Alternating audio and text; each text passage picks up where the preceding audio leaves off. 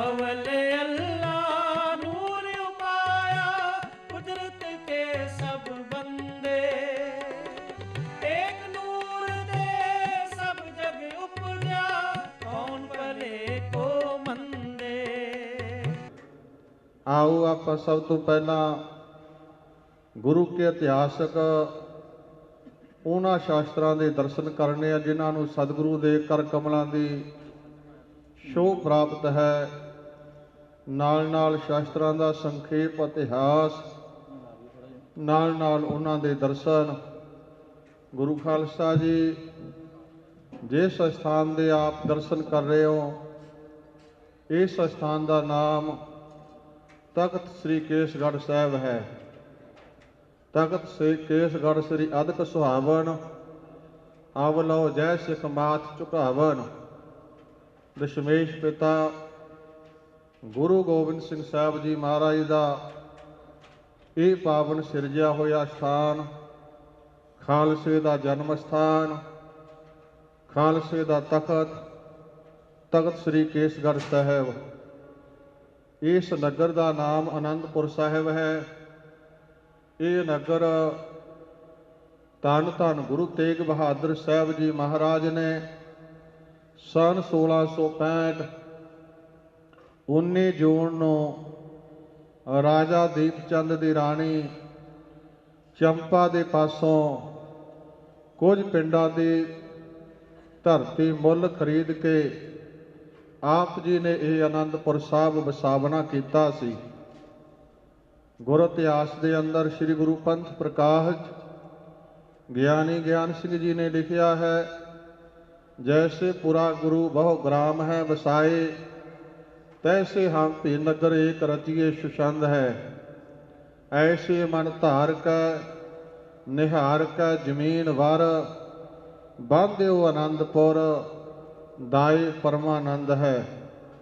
ਪਰਮ ਆਨੰਦ ਦੇ ਦੇਣ ਵਾਲੀ ਆਨੰਦਾਂ ਦੀ ਪੁਰੀ ਇਹ ਧੰਨ ਗੁਰੂ ਤੇਗ ਬਹਾਦਰ ਸਾਹਿਬ ਜੀ ਮਹਾਰਾਜ ਨੇ ਅਨੰਦਪੁਰ ਸਾਹਿਬ ਵਸਾਵਣਾ ਕੀਤਾ। ਇਹਦਾ 350 ਸਾਲਾ ਸਥਾਪਨਾ ਦਿਵਸ 2015 19 ਜੂਨ ਨੂੰ ਆ ਰਿਹਾ ਹੈ। ਆ ਸਾਲ ਪਰ ਇਸੇ ਨੂੰ ਸਮਰਪਿਤ ਸਮਾਗਮਾਂ ਦੀਆਂ ਲੜੀਆਂ ਚੱਲ ਰਹੀਆਂ ਨੇ। ਨਗਰ ਕੀਰਤਨ ਹਰ ਮਹੀਨੇ ਦੇ ਅੰਦਰ ਕਈ ਦੂਰੋਂ ਦੂਰੋਂ ਸ਼ਹਿਰਾਂ ਤੋਂ ਪਿੰਡਾਂ ਤੋਂ ਵੱਖ-ਵੱਖ ਜਥੇਬੰਦੀਆਂ ਵੱਲੋਂ ਆਰੰਭ ਕਰਕੇ ਤਖਤ ਸ੍ਰੀ ਕੇਸਗੜ੍ਹ ਸਾਹਿਬ ਸ੍ਰੀ ਅਨੰਦਪੁਰ ਸਾਹਿਬ ਪਹੁੰਚ ਰਹੇ ਹਨ। ਗੁਰੂ ਪਿਆਰਿਓ, ਧੰਨ ਗੁਰੂ ਤੇਗ ਬਹਾਦਰ ਸਾਹਿਬ ਜੀ ਮਹਾਰਾਜ ਨੇ 1675 ਦੇ ਅੰਦਰ ਹਿੰਦੂ ਧਰਮ ਦੀ ਰਾਖੀ ਖਾਤਰ ਦਿੱਲੀ ਚਾਂਦਨੀ ਚੌਕ ਦੇ ਅੰਦਰ ਆਪਣੇ ਸੀਸ ਦਾ ਬਲੀਦਾਨ ਦੇ ਕੇ ਇਸ ਹਿੰਦੁਸਤਾਨ ਨੂੰ ਬਚਾਇਆ। ਗਿਆਨੀ ਗਿਆਨ ਸਿੰਘ ਜੀ ਨੇ ਠੀਕ ਲਿਖਿਆ ਹੈ, ਜਗ ਹਿੰਦ ਧਰਮ ਕਹਾਂ ਰਹਿ ਤੋ, ਅਰ ਤਗ ਤਿਲਕ ਨਾ ਦੇਖਣ ਪਾਤੇ, ਤੀਰਥ ਦੇਵ ਸਥਾਨ ਪੁਰਾਣ ਨਿਗਵਾਗਮ ਵੀ ਸਭੀ ਉਠ ਜਾਤੇ, ਰੋਜੇ ਵਾਂਗ ਨਵਾਜ ਮਸ਼ੀਤ ਜਹੀ ਸਭ ਹੀ ਜਗ ਛਾਤੇ, ਗੁਰ ਤੇਗ ਬਹਾਦਰ ਹਿੰਦ ਹੈ ਚਾਦਰ ਕਾਦਰ ਜਉ ਨਾ ਧਰਾ ਪ੍ਰਗਟਾਤੇ, ਤਿਲਕ ਜੰਜੂ ਰਾਖਾ ਪ੍ਰਭਤਾ ਕਾ, ਕੀਨੋ ਵਡੋ ਕਲੂ ਮੈਂ ਸਾਕਾ, ਅਥਵਾ ਠੀਕਰ ਫੋਰ ਦਲੀਸ ਸੈਰ, ਪ੍ਰਭੁਰ ਕੀਆ ਪਿਆਨ, ਤੇਗ ਬਹਾਦਰ ਸੀ ਕਿਰਿਆ ਕਰੀ ਨਾ ਕਿਨਹੂ ਆਨ। ਪਿਤਾ ਗੁਰੂ ਤੇਗ ਬਹਾਦਰ ਜੀ ਦੀ ਸ਼ਹਾਦਤ ਤੋਂ ਬਾਅਦ ਮੇਰੇ ਚੋਜੀ ਪ੍ਰੀਤਮ ਦਸ਼ਮੇਸ਼ ਪਿਤਾ ਗੁਰੂ ਗੋਬਿੰਦ ਸਿੰਘ ਸਾਹਿਬ ਜੀ ਮਹਾਰਾਜ ਨੇ ਇਸ ਅਨੰਦਪੁਰ ਸਾਹਿਬ ਦੀ ਸੁਰੱਖਿਆ ਵਾਸਤੇ, ਜ਼ੁਲਮ ਦਾ ਖਾਤਮਾ ਕਰਨ ਲਈ, ਜ਼ਾਲਮਾਂ ਦਾ ਡਟ ਕੇ ਟਾਕਰਾ ਕਰਨ ਲਈ, ਜ਼ੁਲਮ ਦੇ ਨਾਸ਼ ਲਈ 5 ਕਿਲੇ ਮੇਰੇ ਪਾਤਸ਼ਾਹ ਨੇ ਤਿਆਰ ਕਰਵਾਏ ਸਨ। ਪਹਿਲਾ ਕਿਲਾ ਆਨੰਦਗੜ੍ਹ ਸਾਹਿਬ, ਦੂਸਰਾ ਕਿਲਾ ਤਾਰਾਗੜ੍ਹ ਸਾਹਿਬ, ਲੋਹਗੜ੍ਹ ਸਾਹਿਬ, ਹੋਲਗੜ੍ਹ ਸਾਹਿਬ, ਕਿਲਾ ਫਤਿਹਗੜ੍ਹ ਸਾਹਿਬ। ਇਹ 5 ਕਿਲੇ ਧੰਨ ਧੰਨ ਸਤਿਗੁਰੂ ਸ਼੍ਰੀ ਗੁਰੂ ਗੋਬਿੰਦ ਸਿੰਘ ਸਾਹਿਬ ਜੀ ਮਹਾਰਾਜ ਨੇ ਤਿਆਰ ਕਰਾਏ। ਇਸ ਅਨੰਦਪੁਰ ਸਾਹਿਬ ਦੀ ਧਰਤੀ ਤੇ ਮੇਰੇ ਪਾਤਸ਼ਾਹ ਨੇ ਜ਼ੁਲਮ ਦੇ ਖਿਲਾਫ बड़ियां जंगां लड़ियां हन। महान गुरु के सूरवीर बहादुर योधे सूरमताइयां करदे सन। धन सतगुरु पातशाह दशमेश पिता गुरु गोबिंद सिंह साहब जी ने 1699 ਦੀ ਵਿਸਾਖੀ ਦਾ ਦਿਹਾੜਾ ਜਦ ਆਵਣ ਲੱਗਿਆ, ਇਸ ਪਾਵਨ ਸਥਾਨ ਤੋਂ ਆ ਸ੍ਰੀ ਤਖਤ ਸ੍ਰੀ ਕੇਸਗੜ੍ਹ ਸਾਹਿਬ ਦੇ ਸਥਾਨ ਤੋਂ ਇੱਥੇ ਤਖਤ ਤੇ ਸੁਸ਼ੋਭਿਤ ਹੋ ਕੇ ਸਤਿਗੁਰੂ ਨੇ ਚੌਹਾਂ ਦਿਸ਼ਾ ਤੋਂ ਗੁਰੂ ਨਾਨਕ ਨਾਮ ਲੇਵਾ ਸਿੱਖਾਂ ਨੂੰ ਹੁਕਮਨਾਮੇ ਭੇਜ ਕੇ ਇੱਥੇ ਬੁਲਾਵਣਾ ਕੀਤਾ ਸੀ, ਜਿਹਦਾ ਜ਼ਿਕਰ ਇਤਿਹਾਸ ਦੇ ਅੰਦਰ ਆਇਆ। ਚਹੂੰ ਦਿਸਨ ਤੇ ਗੁਰੂ ਹਕਾਰੇ, ਪਠੇ ਹੁਕਮਨਾਮੇ ਲਿਖ ਸਾਰੇ, ਚੇਤ ਮਾਸ ਮੈਂ ਮੋਹਿ ਟਿਗਾਵਹੁ, ਬਸੋਹੇ ਕੋ ਮੇਲਾ ਵਡਲਾਵਹੁ। ਮੇਰੇ ਪਾਤਸ਼ਾਹ ਨੇ ਹੁਕਮ ਕੀਤਾ, ਉਹਨਾਂ ਸਮਿਆਂ ਦੇ ਅੰਦਰ ਅੱਜ ਵਾਂਗ ਆਉਣ ਦੇ ਸਾਧਨ ਨਹੀਂ ਸਨ। ਦੂਰੋਂ ਸੰਗਤਾਂ ਮਹੀਨਿਆਂ ਵੱਧੀ ਤੁਰ ਕੇ ਪੜਾ ਦਰ ਪੜਾ ਕਰਦਿਆਂ ਚੱਲ ਕੇ ਗੁਰੂ ਦੇ ਦਰਸ਼ਨਾਂ ਲਈ ਪੁੱਜਿਆ ਕਰਦੀਆਂ ਸਨ। ਕੋਈ ਗੱਡਿਆਂ ਤੇ ਸੰਗਤਾਂ ਆਉਂਦੀਆਂ, ਕੋਈ ਊਠ ਤੇ ਆਉਂਦੇ, ਕੋਈ ਪੈਦਲ ਚੱਲ ਕੇ ਸੰਗਤਾਂ ਆਉਂਦੀਆਂ ਸਨ। ਸਤਿਗੁਰੂ ਨੇ ਹੁਕਮ ਕੀਤਾ, ਚੇਤ ਦੇ ਮਹੀਨੇ ਦੇ ਰਹਿੰਦੇ ਦਿਨਾਂ ਦੇ ਅੰਦਰ ਹੀ ਅਨੰਦਪੁਰ ਸਾਹਿਬ ਦੀ ਧਰਤੀ ਦੇ ਉੱਤੇ ਸਾਰੇ ਗੁਰੂ ਨਾਨਕ ਨਾਮ ਲੇਵਾ ਸਿੱਖ ਪਹੁੰਚਣਾ ਕਰੋ। ਇਤਿਹਾਸ ਨੇ ਲਿਖਿਆ, ਜਥਾ ਸਖਤ ਕਰ ਲੀਨ ਅਕੋਰ, ਸੁਣ ਸੁਣ ਹੁਕਮ ਚੱਲੇ ਗੁਰ ਔਰ, ਆਨ ਅਨੰਦਪੁਰ ਮੇਲਾ ਭਇਓ, ਸ੍ਰੀ ਕਲਗੀਧਰ ਕੋ ਦਰਸ਼ਨ ਕਇਓ। ਦਸ਼ਮੇਸ਼ ਪਿਤਾ ਦਾ ਹੁਕਮ ਸੁਣ ਕੇ ਜਿਨੇ ਜਿਨੇ ਕਿਸੇ ਗੁਰਸਿੱਖ 'ਚ ਸ਼ਕਤੀ ਸੀ, ਜਿੰਨਾ ਕਿਸੇ ਨੂੰ ਗੁਰੂ ਨੇ ਬਲ ਬਖਸ਼ਿਆ, ਭਿਟਾਵਾਂ ਲੈ ਕੇ ਕੋਈ ਸਤਿਗੁਰੂ ਲਈ ਸੁੰਦਰ ਘੋੜੇ ਲੈ ਕੇ ਆ ਰਿਹਾ ਹੈ, ਕੋਈ ਮਾਇਆ ਭੇਟਾ ਕਰਨ ਲਈ ਆ ਰਿਹਾ ਹੈ, ਕੋਈ ਵਸਤਰ ਲੈ ਕੇ ਆ ਰਿਹਾ ਹੈ, ਵੱਖ ਵੱਖ ਭੇਟਾਵਾਂ ਲੈ ਕੇ ਜਥਾ ਸਖਤ ਕਰ ਲੀਨ ਅਕੋਰ, ਅਕੋਰ ਦਾ ਨਾਮ ਆ ਭੇਟਾ। ਦੋਹਾਂ ਦਿਸ਼ਾਵਾਂ ਤੋਂ ਸੰਗਤਾਂ ਚੱਲਦੀਆਂ ਸਨ।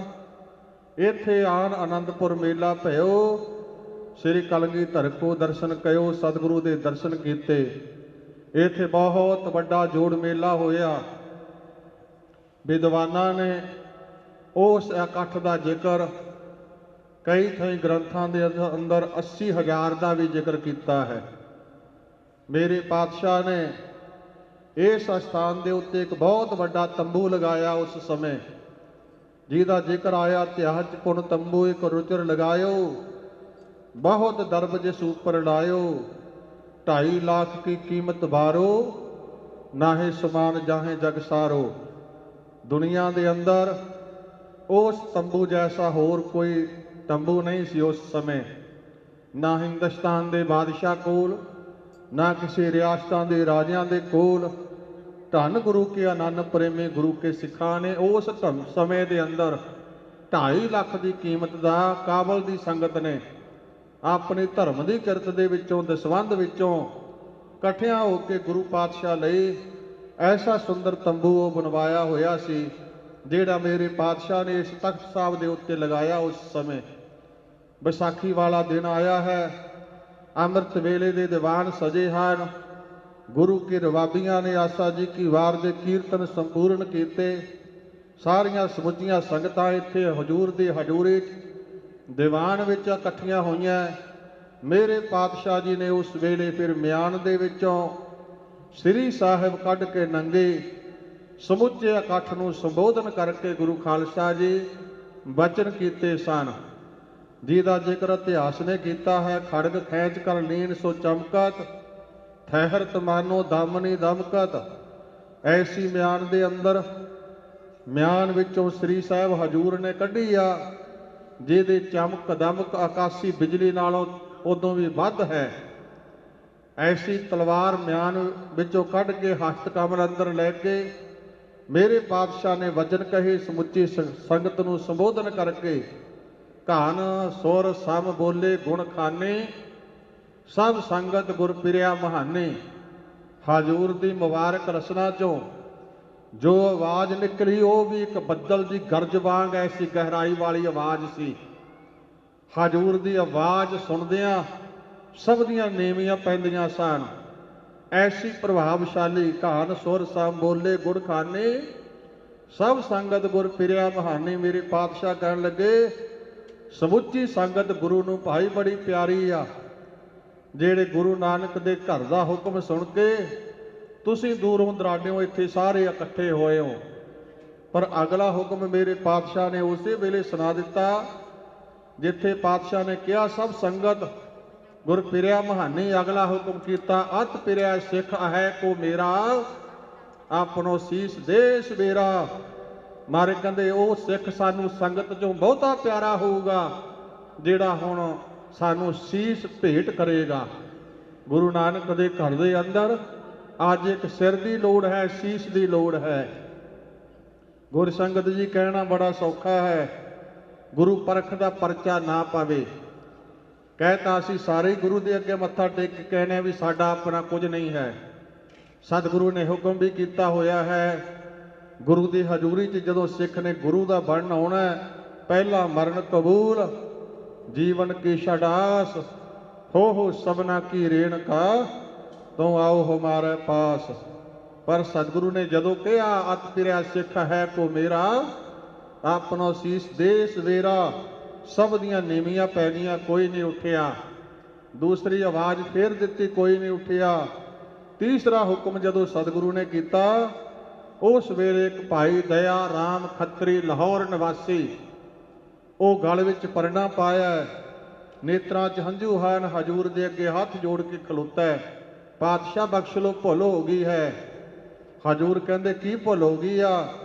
ਭਾਈ ਦਇਆ ਰਾਮ ਕਹਿਣ ਲੱਗਿਆ ਪਾਤਸ਼ਾਹ ਸਿਰ ਤਾਂ ਉਸ ਦਿਨ ਤੋਂ ਹੀ ਤੁਹਾਡਾ ਸੀ ਜਿਸ ਦਿਨ ਤੋਂ ਤੁਹਾਡਾ ਸਿੱਖ ਬਣਿਆ, ਤੁਹਾਡੀ ਸ਼ਰਨ 'ਚ ਆਇਆ। ਤੁਸਾਂ ਨੇ ਤੀਸਰੇ ਸਰੂਪ ਵਿੱਚ ਵੀ ਕਿਹਾ ਤਾਨ ਮਾਨ ਧਾਨ ਸਭ ਸੌਂਪ ਗੁਰ ਕੋ, ਹੁਕਮ ਮੰਨਿਆ ਪਾਈਐ। ਇਹ ਵੱਡੀ ਭੁੱਲ ਹੋ ਗਈ, ਤੁਹਾਡਾ ਪਹਿਲਾ ਹੁਕਮ ਮੰਨ ਕੇ ਸੀਸ ਤੁਹਾਡੇ ਹਾਜ਼ਰ ਨਹੀਂ ਕੀਤਾ ਪਾਤਸ਼ਾਹ, ਪਰ ਬਖਸ਼ ਲਓ, ਸੀਸ ਪ੍ਰਵਾਨ ਕਰੋ, ਦਾਸ ਹਾਜ਼ਰ ਹੈ। ਹਜ਼ੂਰ ਮੋਢੇ ਤੋਂ ਪਕੜ ਕੇ ਤੰਬੂ ਵਿੱਚ ਇੱਕ ਵੱਖਰੀ ਕਨਾਤ ਲੱਗੀ ਸੀ, ਉੱਥੇ ਲੈ ਗਏ ਹਨ। ਮੇਰੇ ਪਾਤਸ਼ਾਹ ਨੇ ਭਾਣਾ ਵਰਤਾਇਆ, ਧੜ ਦੇ ਨਾਲ ਉਹ ਸਿਰ ਵੱਖਰਾ ਕਰਕੇ ਲਹੂ ਭਿੱਜੀ ਸ੍ਰੀ ਸਾਹਿਬ ਲੈ ਕੇ ਹੁਣ ਦੂਸਰੇ ਸਿਰ ਦੀ ਆ ਕੇ ਮੰਗ ਕੀਤੀ ਆ। ਸਤਿਗੁਰੂ ਪਾਤਸ਼ਾਹ ਪੁਨ ਸਤਿਗੁਰੂ ਫਿਰ ਐਸ ਉਚਾਰਾ, ਔਰ ਸਿਰ ਦੇ ਕੋ ਸਿੱਖ ਪਿਆਰਾ। ਔਰ ਸਿਰ ਭਾਵ ਹੋਰ ਸਿਰ, ਇੱਕ ਸਿਰ ਦੇ ਨਾਲ ਨਹੀਂ ਗੱਲ ਬਣਦੀ ਹੈ, ਹੁਣ ਦੂਸਰੇ ਸਿਰ ਦੀ ਵੀ ਲੋੜ ਹੈ। ਪਹਿਲਾਂ ਤਾਂ ਕਈਆਂ ਦੇ ਮਨ ਦੇ ਅੰਦਰ ਖਿਆਲ ਸੀ ਵੀ ਖਵਣੀ ਉੱਦਾਂ ਹੀ ਪਰਖਦੇ ਨੇ, ਹੁਣ ਜਦੋਂ ਸਾਹਮਣੇ ਕਨਾਤ ਦੇ ਵਿੱਚੋਂ ਲਹੂ ਦੀ ਧਾਰ ਵੀ ਥੱਲੇ ਬਹੀ ਵੇਖ ਲਈ ਤੇ ਲਹੂ ਭਿੱਜੀ ਤਲਵਾਰ ਵੀ ਸਾਹਮਣੇ ਵੇਖ ਲਈ ਹੈ, ਫਿਰ ਤਾਂ ਸਾਰਿਆਂ ਦੀ ਭਾਦੀ ਬਣ ਗਈ ਹੈ। ਇਤਿਹਾਸ ਵਿੱਚ ਇੱਥੋਂ ਤੱਕ ਵਚਨ ਆਏ ਨੇ, ਕਈ ਹਜ਼ੂਰ ਦੀ ਨਜ਼ਰ ਬਚਾ ਕੇ ਦੌੜਨ ਲੱਗੇ ਨੇ। ਕਈਆਂ ਨੇ ਮਾਤਾ ਜੀ ਦੇ ਕੋਲ ਜਾ ਕੇ ਕਹਿ ਦਿੱਤਾ, ਮਾਤਾ ਜੀ ਸਮਝਾਓ ਦਸ਼ਮੇਸ਼ ਪਿਤਾ ਜੀ ਨੂੰ, ਸਿੱਖਾਂ ਦੇ ਸਿਰ ਕਲਮ ਕਰਨ ਲੱਗੇ ਹਨ। ਵੱਖ-ਵੱਖ ਇਤਿਹਾਸ ਵਿੱਚ ਵਿਸਥਾਰ ਨਾਲ ਜ਼ਿਕਰ ਆਉਂਦੇ ਨੇ, ਮੈਂ ਇਸ ਵਿਸ਼ੇ ਵੱਲ ਨਹੀਂ ਵਧਣਾ। ਗੁਰ ਸੰਗਤ ਜੀ ਹਜ਼ੂਰ ਨੇ ਫਿਰ ਜਦੋਂ ਦੂਜੀ ਆਵਾਜ਼ ਫਿਰ ਕਿਹਾ, ਕੋਈ ਨਹੀਂ ਉੱਠਿਆ। ਤੀਜੀ ਆਵਾਜ਼ ਦੇਣ ਤੋਂ ਫਿਰ ਭਾਈ ਧਰਮ ਚੰਦ ਜੱਟ ਜਾਤੀ ਦੇ ਵਿੱਚੋਂ ਹਸਤਨਾਪੁਰੀ ਦੇ ਰਹਿਣ ਵਾਲਾ, ਉਹ ਗਲ ਵਿੱਚ ਪਰਨਾ ਪਾ ਕੇ ਭਾਈ ਦਇਆ ਰਾਮ ਵਾਂਗ ਹੀ ਉਹ ਹਾਜ਼ਰ ਹੋਇਆ। ਉਹਦਾ ਸੀਸ ਮੇਰੇ ਪਾਤਸ਼ਾਹ ਨੇ ਫਿਰ ਪਹਿਲੇ ਸਿਰ ਵਾਂਗ ਹੀ ਪ੍ਰਵਾਨ ਕੀਤਾ, ਫਿਰ ਤੀਜੇ ਸਿਰ ਦੀ ਮੰਗ ਕੀਤੀ ਆ। ਫਿਰ ਭਾਈ ਹਿੰਮਤ ਚੰਦ, ਹਿੰਮਤ ਰਾਏ ਵੀ ਕਿਹਾ ਜਾਂਦਾ ਹੈ, ਉਹ ਹਾਜ਼ਰ ਹੋਇਆ ਹੈ। ਫਿਰ ਸਤਿਗੁਰੂ ਪਾਤਸ਼ਾਹ ਨੇ ਚੌਥੇ ਸਿਰ ਦੀ ਆ ਕੇ ਮੰਗ ਕੀਤੀ ਆ। ਫਿਰ ਭਾਈ ਮੋਹਕਮ ਚੰਦ ਸ਼ੀਪਾ ਜਾਤੀ ਦੇ ਵਿੱਚੋਂ ਉਹ ਸਤਿਗੁਰੂ ਦੇ ਸਨਮੁਖ ਹਾਜ਼ਰ ਹੋਇਆ ਹੈ। ਫਿਰ ਪੰਜਵੇਂ ਸਿਰ ਦੀ ਹਜ਼ੂਰ ਨੇ ਮੰਗ ਕੀਤੀ ਆ। ਫਿਰ ਭਾਈ ਸਾਹਿਬ ਚੰਦ ਸਤਿਗੁਰੂ ਦੇ ਸਨਮੁਖ ਹੋਇਆ ਹੈ। ਪੰਜ ਸਿੱਖਾਂ ਨੇ ਸਤਿਗੁਰੂ ਦੇ ਹੁਕਮ ਨੂੰ ਮੰਨ ਕੇ ਸਤਿਗੁਰੂ ਦੇ ਅੱਗੇ ਵਾਰ-ਵਾਰ ਸਿਰ ਭੇਟ ਕੀਤੇ ਨੇ। ਇਤਿਹਾਸ ਦੇ ਵਚਨ ਨੇ, ਦਇਆ ਰਾਮ ਖੱਤਰੀ ਕਜਾਤੇ, ਧਰਮ ਚੰਦ ਜੱਟ ਵਰ ਵਖਿਆਤੇ, ਤੀਸਰੋ ਹਿੰਮਤ ਚੰਦ ਕਹਾਰੈ, ਚਤਰਤ ਮੋਹਕਮ ਚੰਦ ਉਚਾਰੈ, ਪੰਚਮੋ ਸਾਹਿਬ ਚੰਦ ਗੁਨੀਪਾ। ਇਹ ਪੰਜ ਗੁਰੂ ਕੇ ਲਾਲ ਸਨ, ਜਿਨ੍ਹਾਂ ਨੇ ਸਤਿਗੁਰੂ ਨੂੰ ਵਾਰੀ-ਵਾਰੀ ਸੀਸ ਭੇਟ ਕੀਤੇ ਨੇ। ਮੇਰੇ ਪਾਤਸ਼ਾਹ ਧੰਨ ਗੁਰੂ ਗੋਬਿੰਦ ਸਿੰਘ ਸਾਹਿਬ ਜੀ ਨੇ ਉਹਨਾਂ ਪੰਜਾਂ ਨੂੰ ਜੀਵਨ ਦਾਨ ਦਿੱਤਾ ਹੈ। ਮਿਰਤਕ ਕੋ ਪਾਇਓ ਤਨ ਸਾਸਾ, ਬਿਸ਼ਰਤ ਆਣ ਮਿਲਾਇਆ, ਸਤਿਗੁਰ ਮੇਰਾ ਸਦ ਪ੍ਰਤਪਾਲੈ, सतगुर मेरा मार ज्वालै। जीवन दान दे के पंजां नूं पंज ककारी रहत पहनाई है। बाणा पहना के पंजां नूं सतगुरु ने अपने सन्मुख सामने हाजिर खड़े कर लिया है। आप सतलुज दे विचों सवस जल मंगाया, फिर सवस जल सरबलोह दे बाटे विच पा के इस तख्त साहब दे उत्ते मेरे पातशाह वीर आसन बैठ के दो धारा खंडा जल विच फेरदियां पंज बाणियां दा पाठ करके सतगुरु ने अंमृत दा वाटा तैयार कीता है। पाए लोह वासन में जल गुर साचै, खंडा सूद फेर ऐस गुर कियो है। पंज बाणियां पढ़ियां ने जपजी ओ जाप जी को, दसहों सवैये पुन चौपी अलायक है। आनंद उचार अरदास करके सुधार, अंमृत त्यार गुर ऐस विद कीनो है। फिर अरदास की अमृत तैयार किया है। अंमृत तैयार करके पंजां चों कल्ले कल्ले नूं अमृत छकाया। पान जाओ जोर कर अमी पियावै, बोल वाहिगुरु मुखों कहावै। जिवें अज भी गुरु ग्रंथ साहिब की हजूरी दे अंदर पंज प्यारे अमृत विलासियां नूं अमृत छकाउण लग्गियां अमृत दा चूड़ा अमृत विलासी दे बुक विच पा के कहा जांदा है, बोल वाहिगुरु जी का खालसा वाहिगुरु जी की फतेह। इसे तरह दशमेश पिता जी अमृत छकावन वेले कहंदे ने, पान जोर कर अमी पियावै, बोल वाहिगुरु मुखों कहावै। पंजां नूं अमृत छका के मेरे पातशाह ने उन्हां नूं फिर सिंह पदवी ते प्यारे पदवी दे नाल सत्कारिया है। पहलां दया राम, धर्म चंद, इस तरह के नाम सन। हुण मेरे सतगुरु ने बख्शिश कर दी, प्यारे दया सिंह जी, प्यारे धर्म सिंह जी, प्यारे हिम्मत सिंह जी, प्यारे मोहकम सिंह जी, प्यारे साहिब सिंह जी के नाम नाल निवाजना किया है। पंजां नूं अमृत छका के पंजां दे पासों मेरे चोजी प्रीतम गुरु गोबिंद सिंह साहब जी ने हाथ अड्ड के फिर आप हाथ जोड़ के अमृत की जाचना की। हजूर ने कहा, भाई दया सिंह, जिवें तुहानूं अमृत छका के दया राम तो दया सिंह बनाया है, हुण मैनूं भी अमृत छका के गुरु गोबिंद राय तो गुरु गोबिंद सिंह बनावना करो। गुरु के पंज प्यारे कहन लगे, पातशाह साडे सीस लैके सानू अमृत की दात दिती आ, पर आप की देवोगे अमृत मांग रहे हो। चोजी प्रीतम गुरु गोबिंद सिंह साहब जी कहन लगे, भाई दया सिंह तुसी कला कला सीस भेंट किया है, मैं कुछ भी नहीं रखांगा, सब कुछ तुहाथों निसावर कर देवांगा। अल्लाह जार खां ने ठीक लिखा है। हजूर कहते, पहले पिता कटाया अब बेटे कटाऊंगा, गुरु नानक का बाग खून जिगर से खिलाऊंगा।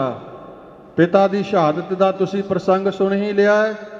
मेरे पातशाह कहते, पिता तुहाडों वार दिता है हिंदुस्तान तो हिंद वासियों लई, हिंदुस्तान नूं बचा लिया, हिंदू धर्म नूं बचा लिया है, पर चारे लाल भी तुहाथों वार देवांगे, माता भी अपना आप भी कुछ नहीं रखांगा। वो सच करके विखा लिया। गुरु प्यारिओ, दो सरहद दीआं नीआं विच लाल चलाले ने ठोडी तक कीटे चुनदे गई, मोह तक आ गई, बीनी को ढापते ही आँखों पे छा गई। धन गुरु के लाल दो सरहद दीआं नीआं च चिने गए ने। दो वड्डे गुरु के लाल चमकौर की गढ़ी के अंदर आ हुण सरहद का साका जिथे आ रहा है, उत्थे चमकौर का साका भी आ रहा है। शहीदी जोड़ मेले साहबजादियां दे वो भी आ रहे हैं। धन कलगीधर पातशाह जी आप जे बड़ा लाल 10 लाख के घेरे के अंदर 10 लाख के सामने लड़दियां लखां नूं सदा की नींद समाउंदियां शहादत का जाम पीता, तो मेरे सतगुरु उत्थे कह रहे हैं, सबास पिछर खूब दलेरी से लड़े हो, काहे हाँ क्यों ना हो, गोबिंद के फरजंद बड़े हो। धन गुरु कलगीधर पातशाह फिर छोटे लाल नूं अपने हत्थीं संगार के, जदों छोटा साहबजादा भी कहता, पिता जी बड़े भरातां नालों विछोड़ा ना पाओ, मेरे मन अंदर भी चाहे जंग लड़न का, आप शस्त्र सजाउंदे ने, लाओ आओ तन पाक पे हथियार सजा दें, छोटी सी कमा नन्ही सी तलवार सजा दें, आप शस्त्र सजा के भेजते पे हैं। धन कलगीधर पातशाह गुरु गोबिंद सिंह साहब जी ने आप फिर पंजां तो अमृत के वचन करके छकिया है। अमृत छक के ਭਾਈ ਗੁਰਦਾਸ ਸਿੰਘ ਜੀ ਦੇ ਕਥਨ ਮੁਤਾਬਕ ਵਾਹ ਪ੍ਰਗਟਿਓ ਮਰਦ ਅਗੰਮੜਾ ਵਰਿਆਮ ਅਕੇਲਾ ਵਾਹ ਵਾਹ ਗੋਬਿੰਦ ਸਿੰਘ ਆਪੇ ਗੁਰ ਚੇਲਾ ਬਣੇ ਹਨ। ਗੁਰੂ ਖਾਲਸਾ ਜੀ ਕਲੰਗੀਆਂ ਵਾਲੇ ਦੀ ਬਖਸ਼ਿਸ਼, ਜਿੱਥੇ ਹਡੂਰ ਨੇ ਅੰਮ੍ਰਿਤ ਛਕਿਆ, ਗੁਰੂ ਕੇ ਲਾਲਾ ਨੇ ਅੰਮ੍ਰਿਤ ਛਕਿਆ, ਸਾਹਿਬਜ਼ਾਦਿਆਂ ਨੇ, ਗੁਰੂ ਕੇ ਮਹਿਲਾ ਨੇ, ਸਾਡੇ ਮਾਤਾਵਾਂ ਨੇ, ਬਿਰਧ ਮਾਤਾ ਗੁਜਰੀ ਜੀ ਨੇ, ਬੇਅੰਤ ਹਜ਼ਾਰਾਂ ਦੀ ਗਿਣਤੀ 'ਚ ਸੰਗਤਾਂ ਨੇ ਉਸ ਵੇਲੇ ਅੰਮ੍ਰਿਤ ਛਕਣਾ ਕੀਤਾ ਸੀ। ਜਿਸ ਖੰਡੇ ਦੇ ਨਾਲ ਦਸ਼ਮੇਸ਼ ਪਿਤਾ ਗੁਰੂ ਗੋਬਿੰਦ ਸਿੰਘ ਸਾਹਿਬ ਜੀ ਨੇ ਉਸ ਵੇਲੇ ਅੰਮ੍ਰਿਤ ਤਿਆਰ ਕੀਤਾ ਸੀ, ਦੋ ਧਾਰੇ ਖੰਡੇ ਨਾਲ ਆਪ ਅੰਮ੍ਰਿਤ ਤਿਆਰ ਉਸ ਖੰਡੇ ਨਾਲ ਹੋਇਆ, ਛਕਿਆ, ਪੰਜ ਪਿਆਰਿਆਂ ਨੂੰ ਛਕਾਇਆ, ਹਜ਼ਾਰਾਂ ਸੰਗਤਾਂ ਨੇ ਛਕਿਆ। ਉਹ ਖੰਡਾ ਹਜੂਰ ਦੇ ਕਰ ਕਮਲਾਂ ਦੀ ਸ਼ੋਭ ਪ੍ਰਾਪਤ ਵਾਲਾ ਇਸ ਤਖਤ ਸਾਹਿਬ ਦੇ ਉੱਤੇ ਸੁਸ਼ੋਭਿਤ ਹੈ। ਆਓ ਪਹਿਲਾਂ ਦੋ ਧਾਰੇ ਖੰਡੇ ਦੇ ਦਰਸ਼ਨ ਆਪਾਂ ਕਰਨੇ ਆ, ਫਿਰ ਨਾਲ ਬਾਕੀ ਸ਼ਸਤਰਾਂ ਦੇ ਨਾਲ ਸੰਖੇਪ ਇਤਿਹਾਸ ਤੇ ਨਾਲ ਹੀ ਗੁਰੂ ਕੇ ਸ਼ਸਤਰਾਂ ਦੇ ਦਰਸ਼ਨ। ਆਓ ਉਸ ਦੋ ਧਾਰੇ ਖੰਡੇ ਦੇ ਸਭ ਤੋਂ ਪਹਿਲਾਂ ਖਾਲਸਾ ਜੀ ਦਰਸ਼ਨ ਕਰਨਾ ਕਰੀਏ, ਜਿਸ ਖੰਡੇ ਦੇ ਨਾਲ ਮੇਰੇ ਚੋਜੀ ਪ੍ਰੀਤਮ ਨੇ 1699 ਦੀ ਵਿਸਾਖੀ ਵਾਲੇ ਦਿਨ ਅੰਮ੍ਰਿਤ ਦਾ ਵਾਟਾ ਤਿਆਰ ਕੀਤਾ ਸੀ। ਬੋਲੇ ਸੋ ਨਿਹਾਲ। ਸਤਿ ਸ੍ਰੀ ਅਕਾਲ। ਜਿਸ ਦੋ ਧਾਰੇ ਖੰਡੇ ਦੇ ਖਾਲਸਾ ਜੀ ਆਪ ਦਰਸ਼ਨ ਕਰ ਰਹੇ ਹੋ, ਇਹ ਉਹ ਦੋ ਧਾਰਾ ਖੰਡਾ ਦਸ਼ਮੇਸ਼ ਪਿਤਾ ਗੁਰੂ ਗੋਬਿੰਦ ਸਿੰਘ ਸਾਹਿਬ ਜੀ ਦੇ ਕਰ ਕਮਲਾਂ ਦੀ ਸ਼ੋਭ ਪ੍ਰਾਪਤ ਵਾਲਾ ਹੈ, ਜਿਹਦੇ ਨਾਲ ਮੇਰੇ ਜੋਜੀ ਪ੍ਰੀਤਮ ਨੇ 1699 ਦੀ ਵਿਸਾਖੀ ਵਾਲੇ ਦਿਨ ਆਪ ਅੰਮ੍ਰਿਤ ਤਿਆਰ ਕੀਤਾ, ਪੰਜ ਬਾਣੀਆਂ ਦਾ ਪਾਠ ਕਰਕੇ, ਪੰਜ ਪਿਆਰਿਆਂ ਦੀ ਸਾਜਨਾ ਕੀਤੀ, ਆਪ ਅੰਮ੍ਰਿਤ ਛਕਿਆ। ਗੁਰੂ ਕੇ ਲਾਲਾ ਨੇ ਹਜ਼ਾਰਾਂ ਦੀ ਗਿਣਤੀ 'ਚ ਪ੍ਰਾਣੀਆਂ ਨੇ ਅੰਮ੍ਰਿਤ ਛਕਿਆ ਸੀ। ਇਹ ਉਹ ਦੋ ਧਾਰਾ ਖੰਡਾ ਹੈ। ਦੂਸਰੇ ਖੱਬੇ ਹਸਤ ਕਮਲ ਅੰਦਰ ਜਿਸ ਸ਼ਾਸਤਰ ਦੇ ਤੁਸੀਂ ਦਰਸ਼ਨ ਕਰ ਰਹੇ ਹੋ, ਇਸ ਦਾ ਨਾਮ ਹੈ ਕਟਾਰ। ਇਹ ਸਤਿਗੁਰੂ ਪਾਤਸ਼ਾਹ ਜੀ ਦੇ ਕਮਰ ਕਸੇ ਦਾ ਸ਼ਸਤਰ ਹੈ। ਖਾਲਸਾ ਜੀ ਸਤਿਗੁਰੂ ਜੀ ਜ਼ੁਲਮ ਦਾ ਨਾਸ਼ ਕਰਨ ਲਈ ਜਦੋਂ ਹੱਥੋਂ ਹੱਥੀ ਜੰਗ ਲੜਦੇ ਸਨ, ਦੁਸ਼ਮਣਾਂ ਦੇ ਕਈ ਵਾਰੀ ਤਾਰਾਂ ਦਾ ਬਣਿਆ ਵਸਤਰ, ਜਿਹਨੂੰ ਸੰਜੋਗ ਕਿਹਾ ਜਾਂਦਾ, ਉਹ ਪਹਿਨਿਆ ਹੁੰਦਾ। ਮੇਰੇ ਪਾਤਸ਼ਾਹ ਜੀ ਜਿਸ ਦੁਸ਼ਮਣ ਦਾ ਅੰਤ ਕਰਨਾ ਚਾਹੁੰਦੇ, ਐਸਾ ਭਰਪੂਰ ਵਾਰ ਇਹਦਾ ਕਰਦੇ ਸਨ ਸਤਿਗੁਰੂ ਜੀ। ਪਹਿਲੇ ਵਾਰ ਦੇ ਨਾਲ ਸਤਿਗੁਰੂ ਦੁਸ਼ਮਣ ਨੂੰ ਸਦਾ ਦੀ ਨੀਂਦ ਸਮਾ ਦਿਆ ਕਰਦੇ ਸਨ। ਇਹ ਸਤਿਗੁਰੂ ਜੀ ਦੇ ਕਰ ਕਮਲਾਂ ਦੀ ਸ਼ੋਭ ਪ੍ਰਾਪਤ ਵਾਲੇ ਦੋ ਧਾਰਾ ਖੰਡਾ ਅਤੇ ਕਟਾਰ ਦੇ ਆਪ ਖਾਲਸਾ ਜੀ ਦਰਸ਼ਨ ਕੀਤੇ ਹਨ, ਸਤਿਗੁਰੂ ਦੇ ਕਰ ਕਮਲਾਂ ਦੀ ਸ਼ੋਭ ਪ੍ਰਾਪਤ ਵਾਲੇ ਸ਼ਸਤਰਾਂ ਦੇ। ਬੋਲੇ ਸੋ ਨਿਹਾਲ। ਸਤਿ ਸ੍ਰੀ ਅਕਾਲ। ਜਿਸ ਸ਼ਾਸਤਰ ਦੇ ਖਾਲਸਾ ਜੀ ਆਪ ਦਰਸ਼ਨ ਕਰ ਰਹੇ ਹੋ, ਇਹਦਾ ਨਾਮ ਹੈ ਨਾਗਨੀ ਵਰਸ਼ਾ। ਮੇਰੇ ਦਸ਼ਮੇਸ਼ ਪਿਤਾ ਗੁਰੂ ਗੋਬਿੰਦ ਸਿੰਘ ਸਾਹਿਬ ਜੀ ਮਹਾਰਾਜ ਨੇ 5 ਕਿਲੇ ਤਿਆਰ ਕਰਵਾਏ ਸਨ। ਤੁਸੀਂ ਇਤਿਹਾਸ ਪਹਿਲਾਂ ਸੁਣਿਆ ਹੈ। ਜਿਹੜਾ ਲੋਹਗੜ੍ਹ ਦਾ ਕਿਲਾ ਸੀ, ਉਸ ਕਿਲੇ ਦੇ ਅੰਦਰ ਹਜੂਰ ਦੇ ਨਵੇਂ ਸ਼ਸਤਰ ਤਿਆਰ ਹੁੰਦੇ ਸਨ ਅਤੇ ਸ਼ਸਤਰਾਂ ਦਾ ਬਹੁਤ ਵੱਡਾ ਖਜ਼ਾਨਾ ਉਹਦੇ ਅੰਦਰ ਜਮ੍ਹਾਂ ਸੀ।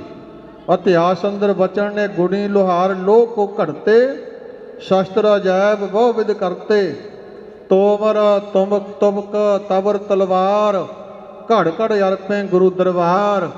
ਨਵੇਂ ਨਵੇਂ ਤਿਆਰ ਕਰਕੇ ਸ਼ਸਤਰ ਗੁਰੂ ਦੇ ਅੱਗੇ ਭੇਟਾ ਗੁਰਸਿੱਖ ਕਰਦੇ ਸਨ। ਸ਼ਸਤਰਾਂ ਦਾ ਬਹੁਤ ਵੱਡਾ ਖਜ਼ਾਨਾ ਜਮ੍ਹਾਂ ਸੀ। ਦੁਸ਼ਮਣਾਂ ਨੂੰ ਕਈ ਮਹੀਨੇ ਬੀਤ ਗਏ, ਅਨੰਦਪੁਰ ਸਾਹਿਬ ਨੂੰ ਘੇਰਾ ਪਾਇਆ, ਦੁਸ਼ਮਣ ਸਫਲ ਨਾ ਹੋ ਸਕੇ। ਆਖਰ ਵਾਈ ਧਾਰ ਦੇ ਰਾਜਿਆਂ ਨੇ ਅਜਮੇਰ ਚੰਦ ਭੀਮ ਚੰਦ ਦਾ ਪੁੱਤਰ, ਜੋ ਕੇਸਰੀ ਚੰਦ ਦਾ ਭਾਣਜਾ, ਉਹਨੇ ਨਾਲ ਦੇ ਰਾਜਿਆਂ ਨੂੰ ਸਲਾਹ ਦਿੱਤੀ। ਕਹਿੰਦਾ ਮੇਰਾ ਕਿਹਾ ਮੰਨੋ, ਆਪਾਂ ਜੰਗ ਵਿੱਚ ਜਿੱਤ ਹਾਸਲ ਕਰ ਲਵਾਂਗੇ। ਕਹਿੰਦੇ ਕਿਸ ਤਰ੍ਹਾਂ? ਕਹਿਣ ਲੱਗਿਆ ਲੋਹਗੜ੍ਹ ਦੇ ਕਿਲੇ ਦੇ ਅੰਦਰ ਗੁਰੂ ਗੋਬਿੰਦ ਸਿੰਘ ਸਾਹਿਬ ਜੀ ਦੇ ਸ਼ਸਤਰ ਜਮ੍ਹਾਂ ਨੇ, ਆਪਾਂ ਲੋਹਗੜ੍ਹ ਦੇ ਕਿਲੇ ਤੇ ਕਬਜ਼ਾ ਕਰ ਲਈਏ। ਨਾਲ ਦੇ ਰਾਜੇ ਕਹਿੰਦੇ ਕਿੱਦਾਂ ਕਬਜ਼ਾ ਕਰ ਲਵਾਂਗੇ? ਕਹਿਣ ਲੱਗਾ ਮੇਰੇ ਕੋਲੇ ਖੂਨੀ ਮਦਮਸਤ ਹਾਥੀ ਹੈ। ਕਹਿੰਦਾ ਉਹਨੂੰ ਸ਼ਰਾਬ ਪਿਲਾਵਾਂਗਾ, ਹਾਥੀ ਦੇ ਮੱਥੇ ਤੇ ਫੌਲਾਦੀ ਲੋਹੇ ਦੀਆਂ ਤਵੀਆਂ ਬੰਨਾਂਗਾ, ਹਾਥੀ ਦੇ ਸੁੰਡ ਨਾਲ ਤਲਵਾਰ ਬੰਨਾਂਗੇ, ਹਾਥੀ ਨੂੰ ਮੂਹਰੇ ਲਗਾਵਾਂਗੇ, ਹਾਥੀ ਟੱਕਰ ਮਾਰ ਕੇ ਲੋਹਗੜ੍ਹ ਦੇ ਕਿਲੇ ਦੇ ਮਜ਼ਬੂਤ ਦਰਵਾਜ਼ਿਆਂ ਨੂੰ ਤੋੜ ਦੇਵੇਗਾ। ਆਪਾਂ ਫੌਜਾਂ ਸਮੇਤ ਲੋਹਗੜ੍ਹ ਦੇ ਕਿਲੇ 'ਚ ਕਬਜ਼ ਹੋ ਜਾਵਾਂਗੇ, ਸ਼ਸਤਰਾਂ ਤੇ ਆਪਣਾ ਕਬਜ਼ਾ ਹੋ ਜਾਊਗਾ ਤੇ ਨਿਹੱਥਾ ਗੁਰੂ ਗੁਰੂ ਕੇ ਸਿੰਘ ਕੇ ਨੱਕ 'ਚ ਆਪਣੇ ਨਾਲ ਲੜਨਗੇ। ਸਾਰਿਆਂ ਨੇ ਸਲਾਘਾ ਕੀਤੀ ਵੀ ਕੱਲ ਨੂੰ ਇਸ ਤਰ੍ਹਾਂ ਠੀਕ ਖੂਨੀ ਹਾਥੀ ਰਾਹੀਂ ਲੋਹਗੜ੍ਹ ਦੇ ਕਿਲੇ ਤੇ ਹਮਲਾ ਕਰਾਂਗੇ। ਦੁਸ਼ਮਣਾਂ ਨੇ ਇਹ ਵਿਉਂਤ ਬਣਾਈ ਹੋਈ ਦੀ ਸੂਹ ਸਤਿਗੁਰੂ ਦੇ ਕੋਲ ਖਬਰ ਪਹੁੰਚਾਈ ਗਈ। ਸੂਹੀਏ ਨੇ ਹਜੂਰ ਦੇ ਗੁਰਸਿੱਖਾਂ ਨੇ ਸਿੰਘਾਂ ਨੇ ਬੇਨਤੀ ਕੀਤੀ, ਪਾਤਸ਼ਾਹ ਦੁਸ਼ਮਣ ਹਾਥੀ ਦੇ ਨਾਲ ਲੋਹਗੜ੍ਹ ਦੇ ਕਿਲੇ ਤੇ ਹਮਲਾ ਕਰਨ ਦੀ ਤਿਆਰੀ 'ਚ ਨੇ, ਇਧਰੋਂ ਕੀ ਹੁਕਮ ਹੈ? ਹਜੂਰ ਦਮਵੀ ਆਵਾਜ਼ ਦੇ ਨਾਲ ਮੁਸਕਰਾਉਂਦਿਆਂ ਕਹਿਣ ਲੱਗੇ, ਸਿੰਘੋ ਕਿਉਂ ਘਬਰਾਉਂਦੇ ਪਏ ਹੋ? ਗੁਰੂ ਘਰ ਦਾ ਦੁਨੀ ਚੰਦ ਹਾਥੀ ਹੈ ਆਪਣੇ ਕੋਲ, ਦੁਸ਼ਮਣਾਂ ਦੇ ਹਾਥੀ ਦਾ ਮੁਕਾਬਲਾ ਕਰੇਗਾ। ਪਾਤਸ਼ਾਹ ਦੇ ਵਚਨ ਕਹਿਣ ਦੀ ਦੇਰ ਸੀ, ਮਸੰਦ ਦੇ ਭਾਦੀ ਬਣ ਗਈ। ਦੁਨੀ ਚੰਦ ਦੇ ਘਬਰਾ ਗਿਆ। ਉਸੇ ਵੇਲੇ ਕਦੇ ਕਿਸੇ ਸਿੰਘ ਕੋਲ ਜਾ ਕੇ ਕਹਿੰਦਾ, ਮੈਨੂੰ ਸਤਿਗੁਰੂ ਜੀ ਹਾਥੀ ਅੱਗੇ ਮਰਵਾਉਣ ਲੱਗੇ ਨੇ, ਕਦੇ ਹਾਥੀ ਦਾ ਮਨੁੱਖ ਵੀ ਟਾਕਰਾ ਕਰ ਸਕਦਾ ਹੈ। ਸਿਆਣੇ ਸਿੰਘ ਬੜਾ ਸਮਝਾਉਂਦੇ ਨੇ, ਦੁਨੀ ਚੰਦ ਸਤਿਗੁਰੂ ਸਮਰੱਥ ਨੇ, ਗੁਰੂ ਤੈਨੂੰ ਮਾਨ ਵਡਿਆਈ ਬਖਸ਼ਣ ਲੱਗੇ ਨੇ। ਸਤਿਗੁਰੂ ਤਾਂ ਚਾਹੁੰਦੇ ਇੱਕ ਕੀੜੀ ਤੋਂ ਹਾਥੀ ਨੂੰ ਮਰਵਾ ਸਕਦੇ ਨੇ, ਤੂੰ ਤਾਂ ਮਨੁੱਖ ਹੈ, ਕਿਉਂ ਘਬਰਾਉਂਦਾ ਹੈ? ਪਰ ਮੰਦ ਕਰਮੀ ਨਾ ਸਮਝ ਸਕਿਆ। ਕੁਝ ਨਾਲ ਦੇ ਮਾੜੇ ਕਰਮਾਂ ਵਾਲੇ ਸਾਥੀ ਵੀ ਤਿਆਰ ਹੋ ਗਏ ਦੁਨੀ ਚੰਦ ਦੇ ਨਾਲ। ਕਿਲੇ ਦੀ ਦੀਵਾਰ ਰਾਤ ਨੂੰ ਟੱਪ ਕੇ ਉਤਰਨ ਦੀ ਤਿਆਰੀ ਕਰ ਲਈ। ਕਈ ਸਾਥੀ ਥੱਲੇ ਉਤਰ ਗਏ।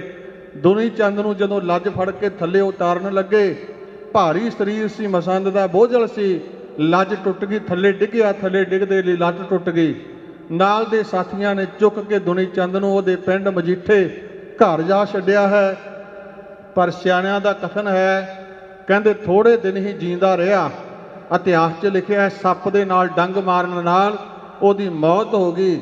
ਸਿਆਣੇ ਕਹਿੰਦੇ ਨੇ, ਮੂਸਾ ਭੱਜਾ ਮੌਤ ਤੋਂ, ਮੌਤ ਅੱਗੇ ਖੜੀ ਪਰ ਬਚ ਨਾ ਸਕਿਆ। ਸਵੇਰ ਹੋਈ, ਗੁਰੂ ਕੇ ਸਿੰਘਾਂ ਨੇ ਦੇਖਿਆ ਦੁਨੀ ਚੰਦ ਤਾਂ ਨਜ਼ਰ ਨਹੀਂ ਆ ਰਿਹਾ ਹੈ।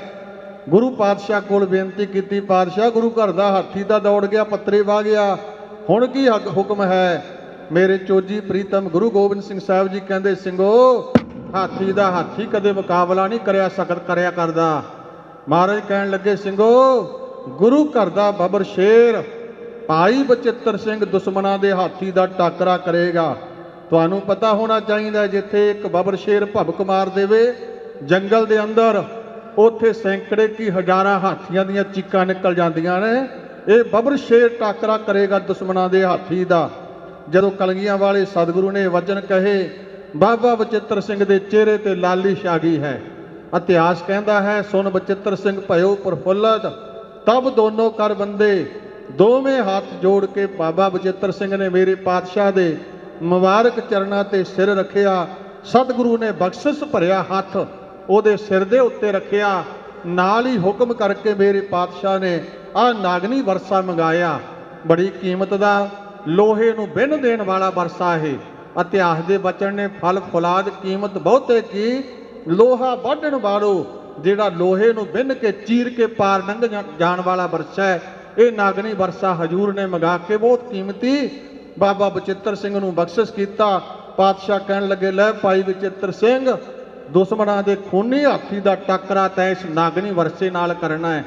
ਅੱਗੋਂ ਭਾਈ ਬਚਿੱਤਰ ਸਿੰਘ ਕਹਿੰਦਾ, ਗੁਰਪ੍ਰਤਾਪ ਸੂਰਜ ਗ੍ਰੰਥ 'ਚ ਤਾਂ ਇੱਥੋਂ ਤੱਕ ਲਿਖਿਆ, ਹੱਥ ਜੋੜ ਕੇ ਕਹਿੰਦਾ, ਪਾਤਸ਼ਾਹ ਦੁਸ਼ਮਣਾਂ ਦੇ ਇੱਕ ਹਾਥੀ ਦੀ ਗੱਲ ਕੀ ਹੈ? ਜੇ ਮੈਨੂੰ ਹੁਕਮ ਕਰੋ ਤਾਂ ਸਵਰਗ ਦੇ ਇੰਦਰ ਦਾ, ਰਾਜੇ ਦਾ ਜਿਹੜਾ ਐਰਾਪਦ ਹਾਥੀ ਮੰਨਿਆ, ਉਹ ਵੀ ਮੈਂ ਤੁਹਾਡੇ ਚਰਨਾਂ 'ਚ ਤੁਹਾਡੇ ਅਸਵਾਰੀ ਲਈ ਲਿਆ ਕੇ ਭੇਟ ਕਰ ਸਕਦਾ। ਤੁਹਾਡੀ ਬਖਸ਼ਿਸ਼ ਦੀ ਲੋੜ ਹੈ। ਮੇਰੇ ਪਾਤਸ਼ਾਹ ਦਾ ਥਾਪੜਾ ਪ੍ਰਾਪਤ ਕਰਕੇ ਬਾਬਾ ਬਚਿੱਤਰ ਸਿੰਘ ਜੀ ਘੋੜੇ ਤੇ ਅਸਵਾਰ ਹੋ ਕਰਕੇ ਜਕਾਰੇ ਛੱਡਦਿਆਂ ਦੁਸ਼ਮਣਾਂ ਦਾ ਹਾਥੀ ਜਿੱਧਰੋਂ ਆ ਰਿਹਾ ਸੀ, ਲੋਹਗੜ੍ਹ ਦੇ ਕਿਲੇ ਤੋਂ ਬਾਬਾ ਬਚਿੱਤਰ ਸਿੰਘ ਦੁਸ਼ਮਣਾਂ ਵੱਲ ਨੂੰ ਵਧਿਆ। ਮਾਰ 'ਚ ਆਇਆ ਹਾਥੀ ਦੇਖ ਕੇ ਬੜੇ ਬਲ ਦੇ ਨਾਲ ਐਸਾ ਜਕਾਰਾ ਛੱਡ ਕੇ ਭਰਪੂਰ ਵਾਰ ਨਾਗਨੀ ਵਰਸੇ ਦਾ ਹਾਥੀ ਦੇ ਮੱਥੇ ਤੇ ਕੀਤਾ। ਲੋਹੇ ਦੀਆਂ ਫਲਾਦੀ, ਲੋਹੇ ਦੀਆਂ ਤਵੀਆਂ ਨੂੰ ਬਿੰਨ ਕੇ ਨਾਗਨੀ ਵਰਸਾ ਹਾਥੀ ਦੇ ਮੱਥੇ ਦੇ ਵਿੱਚ ਦਾ ਧੁਸਿਆ ਹੈ। ਗੇੜਾ ਦੇ ਕੇ ਮਧਾਣੀ ਦੀ ਤਰ੍ਹਾਂ ਜਦੋਂ ਵਾਪਸ ਕੱਢਿਆ ਵਰਸਾ, ਹਾਥੀ ਦੇ ਮੱਥੇ ਦੇ ਵਿੱਚੋਂ ਖੂਨ ਦੀ ਧਾਰ ਵਹਿ ਤੁਰੀ। ਹਾਥੀ ਚੀਕਾਂ ਮਾਰਦਾ ਪਿੱਛੇ ਨੂੰ ਦੌੜ ਗਿਆ ਹੈ। ਬਾਬਾ ਬਚਿੱਤਰ ਸਿੰਘ ਜੀ ਜਿੱਤ ਹਾਸਲ ਕਰਕੇ ਕਲੰਗੀਆਂ ਵਾਲੇ ਸਤਿਗੁਰੂ ਦੇ ਚਰਨਾਂ ਤੇ ਆਸੀਸ ਰੱਖਿਆ ਹੈ।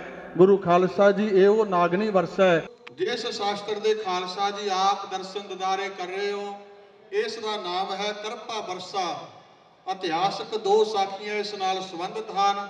ਪਹਿਲੀ ਸਾਖੀ ਮੇਰੇ ਦਸ਼ਮੇਸ਼ ਪਿਤਾ ਧੰਨ ਗੁਰੂ ਗੋਬਿੰਦ ਸਿੰਘ ਸਾਹਿਬ ਜੀ ਜਦੋਂ ਆਪਣੇ ਮਹਿਲ ਸਾਡੇ ਜਗਤ ਮਾਤਾ ਜੀਤੋ ਜੀ ਨੂੰ ਵਿਆਹਣ ਵਾਸਤੇ ਨਵਾਂ ਗੁਰੂ ਕਾ ਲਾਹੌਰ ਸ਼ਹਿਰ ਵਸਾਇਆ ਹੈ, ਪਾਤਸ਼ਾਹ ਜੀ ਉੱਥੇ ਗਏ ਨੇ, ਬੜੀਆਂ ਰੌਣਕਾਂ ਹਨ, ਪਰ ਉੱਥੇ ਬੜੀਆਂ ਰੌਣਕਾਂ ਸੀ, ਬੜੀ ਸਜ ਧਜ ਸੀ, ਸਭ ਕੁਝ ਪ੍ਰਤੱਖ ਲਾਹੌਰ ਸ਼ਹਿਰ ਨਾਲੋਂ ਸੋਹਣਾ ਲਾਹੌਰ ਸ਼ਹਿਰ ਵਸ ਗਿਆ, ਗੁਰੂ ਕਾ ਲਾਹੌਰ।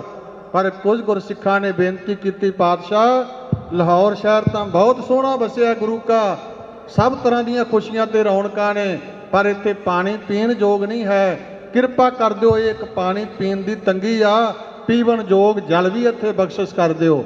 ਹਜੂਰ ਦੇ ਕਰ ਕਮਲਾਂ ਦੇ ਅੰਦਰ ਇੱਕ ਕਰਪਾ ਵਰਸਾ ਸੀ। ਉਸ ਵੇਲੇ ਸਤਿਗੁਰੂ ਜੀ ਨੇ ਕਰ ਕਮਲਾਂ ਦੇ ਨਾਲ ਧਰਤੀ ਤੇ 3 ਨਿਸ਼ਾਨ ਲਾਏ, ਤਰਵੇਣੀ ਦੇ ਰੂਪ ਵਿੱਚ ਥੱਲਿਓਂ ਚਸ਼ਮਾ ਜਲ ਦਾ ਫੁੱਟ ਨਿਕਲਿਆ। ਗੁਰਸੰਗਤ ਜੀ, ਅੱਜ ਵੀ ਗੁਰੂ ਕੇ ਲਾਹੌਰ ਉੱਥੇ ਗੁਰਦੁਆਰਾ ਤਰਵੇਣੀ ਸਾਹਿਬ ਮੌਜੂਦ ਹੈ। ਜਿਨ੍ਹਾਂ ਨੇ ਨਹੀਂ ਦਰਸ਼ਨ ਕੀਤੇ, ਗੁਰੂ ਕੇ ਲਾਹੌਰ ਜ਼ਰੂਰ ਦਰਸ਼ਨ ਕਰਨੇ ਚਾਹੀਦੇ ਆ। ਮੈਂ ਖਾਲਸੇ ਦੇ ਨਾਨਕੇ ਆ ਉੱਥੇ ਗੁਰੂ ਕੇ ਲਾਹੌਰ, ਉੱਥੇ ਗੁਰਦੁਆਰਾ ਤਰਵੇਣੀ ਸਾਹਿਬ। ਅੱਜ ਵੀ ਉਹ ਇੰਨਾ ਸਵਾਦਲਾ ਮਿੱਠਾ ਜਲ ਹੈ ਜਿਹੜਾ ਕਲਗੀਧਰ ਗੁਰੂ ਗੋਬਿੰਦ ਸਿੰਘ ਸਾਹਿਬ ਜੀ ਨੇ ਆਪਣੇ ਕਰ ਕਮਲਾਂ ਦੀ ਸ਼ੋਅ ਪ੍ਰਾਪਤ ਇਸ ਬਰਸ਼ੇ ਦੇ ਨਾਲ, ਕਰਤੇ ਬਰਸ਼ੇ ਨਾਲ ਇਹ ਚਸ਼ਮਾ ਬਹਾਇਆ ਸੀ ਤਰਵੇਣੀ। ਇੱਕ ਸਾਖੀ ਹੈ, ਦੂਸਰੀ ਸਾਖੀ ਇਸ ਨਾਲ ਸੰਬੰਧਿਤ ਹੈ। ਜਦੋਂ ਦੁਸ਼ਮਣਾਂ ਦਾ ਹਾਥੀ ਮਾਰ ਭਜਾਇਆ, ਇਸ ਤਰ੍ਹਾਂ ਬਾਬਾ ਬਚਿੱਤਰ ਸਿੰਘ ਜੀ ਨੇ ਦੁਸ਼ਮਣ ਇਕੱਠੇ ਹੋਏ, ਇਕੱਠੇ ਰਾਜਿਆਂ ਦੇ ਵਿੱਚ ਕੇਸਰੀ ਚੰਦ ਜਿਹੜਾ ਭੀਮ ਚੰਦ ਦਾ ਸਾਲਾ ਸੀ, ਅਜਮੇਰ ਚੰਦ ਦਾ ਮਾਮਾ ਲੱਗਦਾ ਸੀ, ਉਹਨੇ ਸਹੁੰ ਖਾਧੀ। ਕੇਸਰੀ ਚੰਦ ਕਹਿਣ ਲੱਗਿਆ, ਹੁਣ ਤੱਕ ਹੋਰ ਯਤਨਾਂ 'ਚ ਸਫਲ ਹੀ ਨਹੀਂ ਹੋਏ, ਸਾਰੇ ਆਪਾਂ ਹੁਣ ਤੱਕ ਕੁਝ ਨਹੀਂ ਕਰ ਸਕੇ, ਅੱਜ ਮੈਂ ਤੁਹਾਡੇ ਸਾਰਿਆਂ 'ਚ ਸਹੁੰ ਖਾਨਾ ਹੈ। ਕਹਿੰਦਾ, ਮੈਂ ਪਿਓ ਦਾ ਪੁੱਤਰ ਨਹੀਂ ਹੋਵਾਂਗਾ, ਜਾਂ ਤਾਂ ਮੈਂ ਗੁਰੂ ਗੋਬਿੰਦ ਸਿੰਘ ਜੀ ਨੂੰ ਜੀਂਦਿਆਂ ਫੜ ਕੇ ਤੁਹਾਡੇ ਕੋਲ ਲੈ ਕੇ ਆਵਾਂਗਾ, ਜਾਂ ਉਹਨਾਂ ਦਾ ਸਿਰ ਕਲਮ ਕਰਕੇ ਤੁਹਾਡੇ ਕੋਲ ਲੈ ਕੇ ਆऊं, ਨਹੀਂ ਮੈਂ ਜੀਂਦਿਆਂ ਤੁਹਾਨੂੰ ਮੂੰਹ ਨਹੀਂ ਵਿਖਾਵਾਂਗਾ। ਇਹ ਕੇਸਰੀ ਚੰਦ ਨੇ ਸਹੁੰ ਖਾਧੀ। ਇੱਧਰ ਇਹ ਖਬਰ ਗੁਰੂ ਕੇ ਸਿੰਘਾਂ ਦੇ ਕੋਲ ਆ ਪਹੁੰਚੀ ਹੈ। ਬਾਬਾ ਉਦੇ ਸਿੰਘ ਜੀ ਨੂੰ ਜਦੋਂ ਪਤਾ ਲੱਗਿਆ, ਗੁਰੂ ਦੀ ਹਜ਼ੂਰੀ 'ਚ ਬੈਠਾ ਸੀ, ਬਾਬਾ ਉਦੇ ਸਿੰਘ ਕਹਿਣ ਲੱਗਿਆ, ਮੇਰੇ ਪਾਤਸ਼ਾਹ ਚੋਜੀ ਪ੍ਰੀਤਮ, ਧੰਨ ਗੁਰੂ ਗੋਬਿੰਦ ਸਿੰਘ ਸਾਹਿਬ ਜੀ, ਜਿੱਥੇ ਭਰਾਤਾ ਬਚਿੱਤਰ ਸਿੰਘ ਤੇ ਤੁਸਾਂ ਬਖਸ਼ਿਸ਼ ਕੀਤੀ ਆ, ਉੱਥੇ ਇਸ ਕੇਸਰੀ ਚੰਦ ਦੁਸ਼ਮਣ ਨੂੰ ਜਿਹੜਾ ਤੁਹਾਨੂੰ ਜੀਂਦਿਆਂ ਫੜਨ ਦੇ ਜਾਂ ਤੁਹਾਡੇ ਸਿਰ ਲੈ ਕੇ ਜਾਣ ਦੇ ਸੁਪਨੇ ਲੈਂਦਾ, ਉਹਦਾ ਅਰਦਾਸਾ ਸੋਧਣ ਦੀ ਸੇਵਾ ਮੈਨੂੰ ਬਖਸ਼ਿਸ਼ ਕਰ ਦਿਓ। ਮੇਰੇ ਪਾਤਸ਼ਾਹ ਬੜੇ ਪ੍ਰਸੰਨ ਹੋਏ। ਭਾਈ ਉਦੇ ਸਿੰਘ ਨੂੰ ਮੇਰੇ ਪਾਤਸ਼ਾਹ ਨੇ ਜਿੱਥੇ ਥਾਪੜਾ ਦੇ ਕੇ ਨਵਾਜਿਆ, ਉੱਥੇ ਆ ਕਰਪਾ ਵਰਸਾ ਭਾਈ ਉਦੇ ਸਿੰਘ ਨੂੰ ਬਖਸ਼ਿਸ਼ ਕੀਤਾ। ਨਾਲ ਹਜੂਰ ਕਹਿਣ ਲੱਗੇ, ਭਾਈ ਉਦੇ ਸਿੰਘ, ਦੁਸ਼ਮਣ ਸਾਡੇ ਸਿਰ ਇਲਜ਼ਾਮ ਦੀ ਗੱਲ ਕਰਦਾ ਹੈ, ਤਲਵਾਰ ਦੇ ਨਾਲ ਦੁਸ਼ਮਣ ਦਾ ਸਿਰ ਕੱਟ ਕੇ ਆ ਕਰਪੇ ਵਰਸੇ ਦੀ ਨੋਕ ਤੇ ਟੰਗ ਕੇ ਸਾਡੇ ਕੋਲ ਲੈ ਕੇ ਆਉਣਾ ਸਿਰ ਤੈਂ ਉਹਦਾ।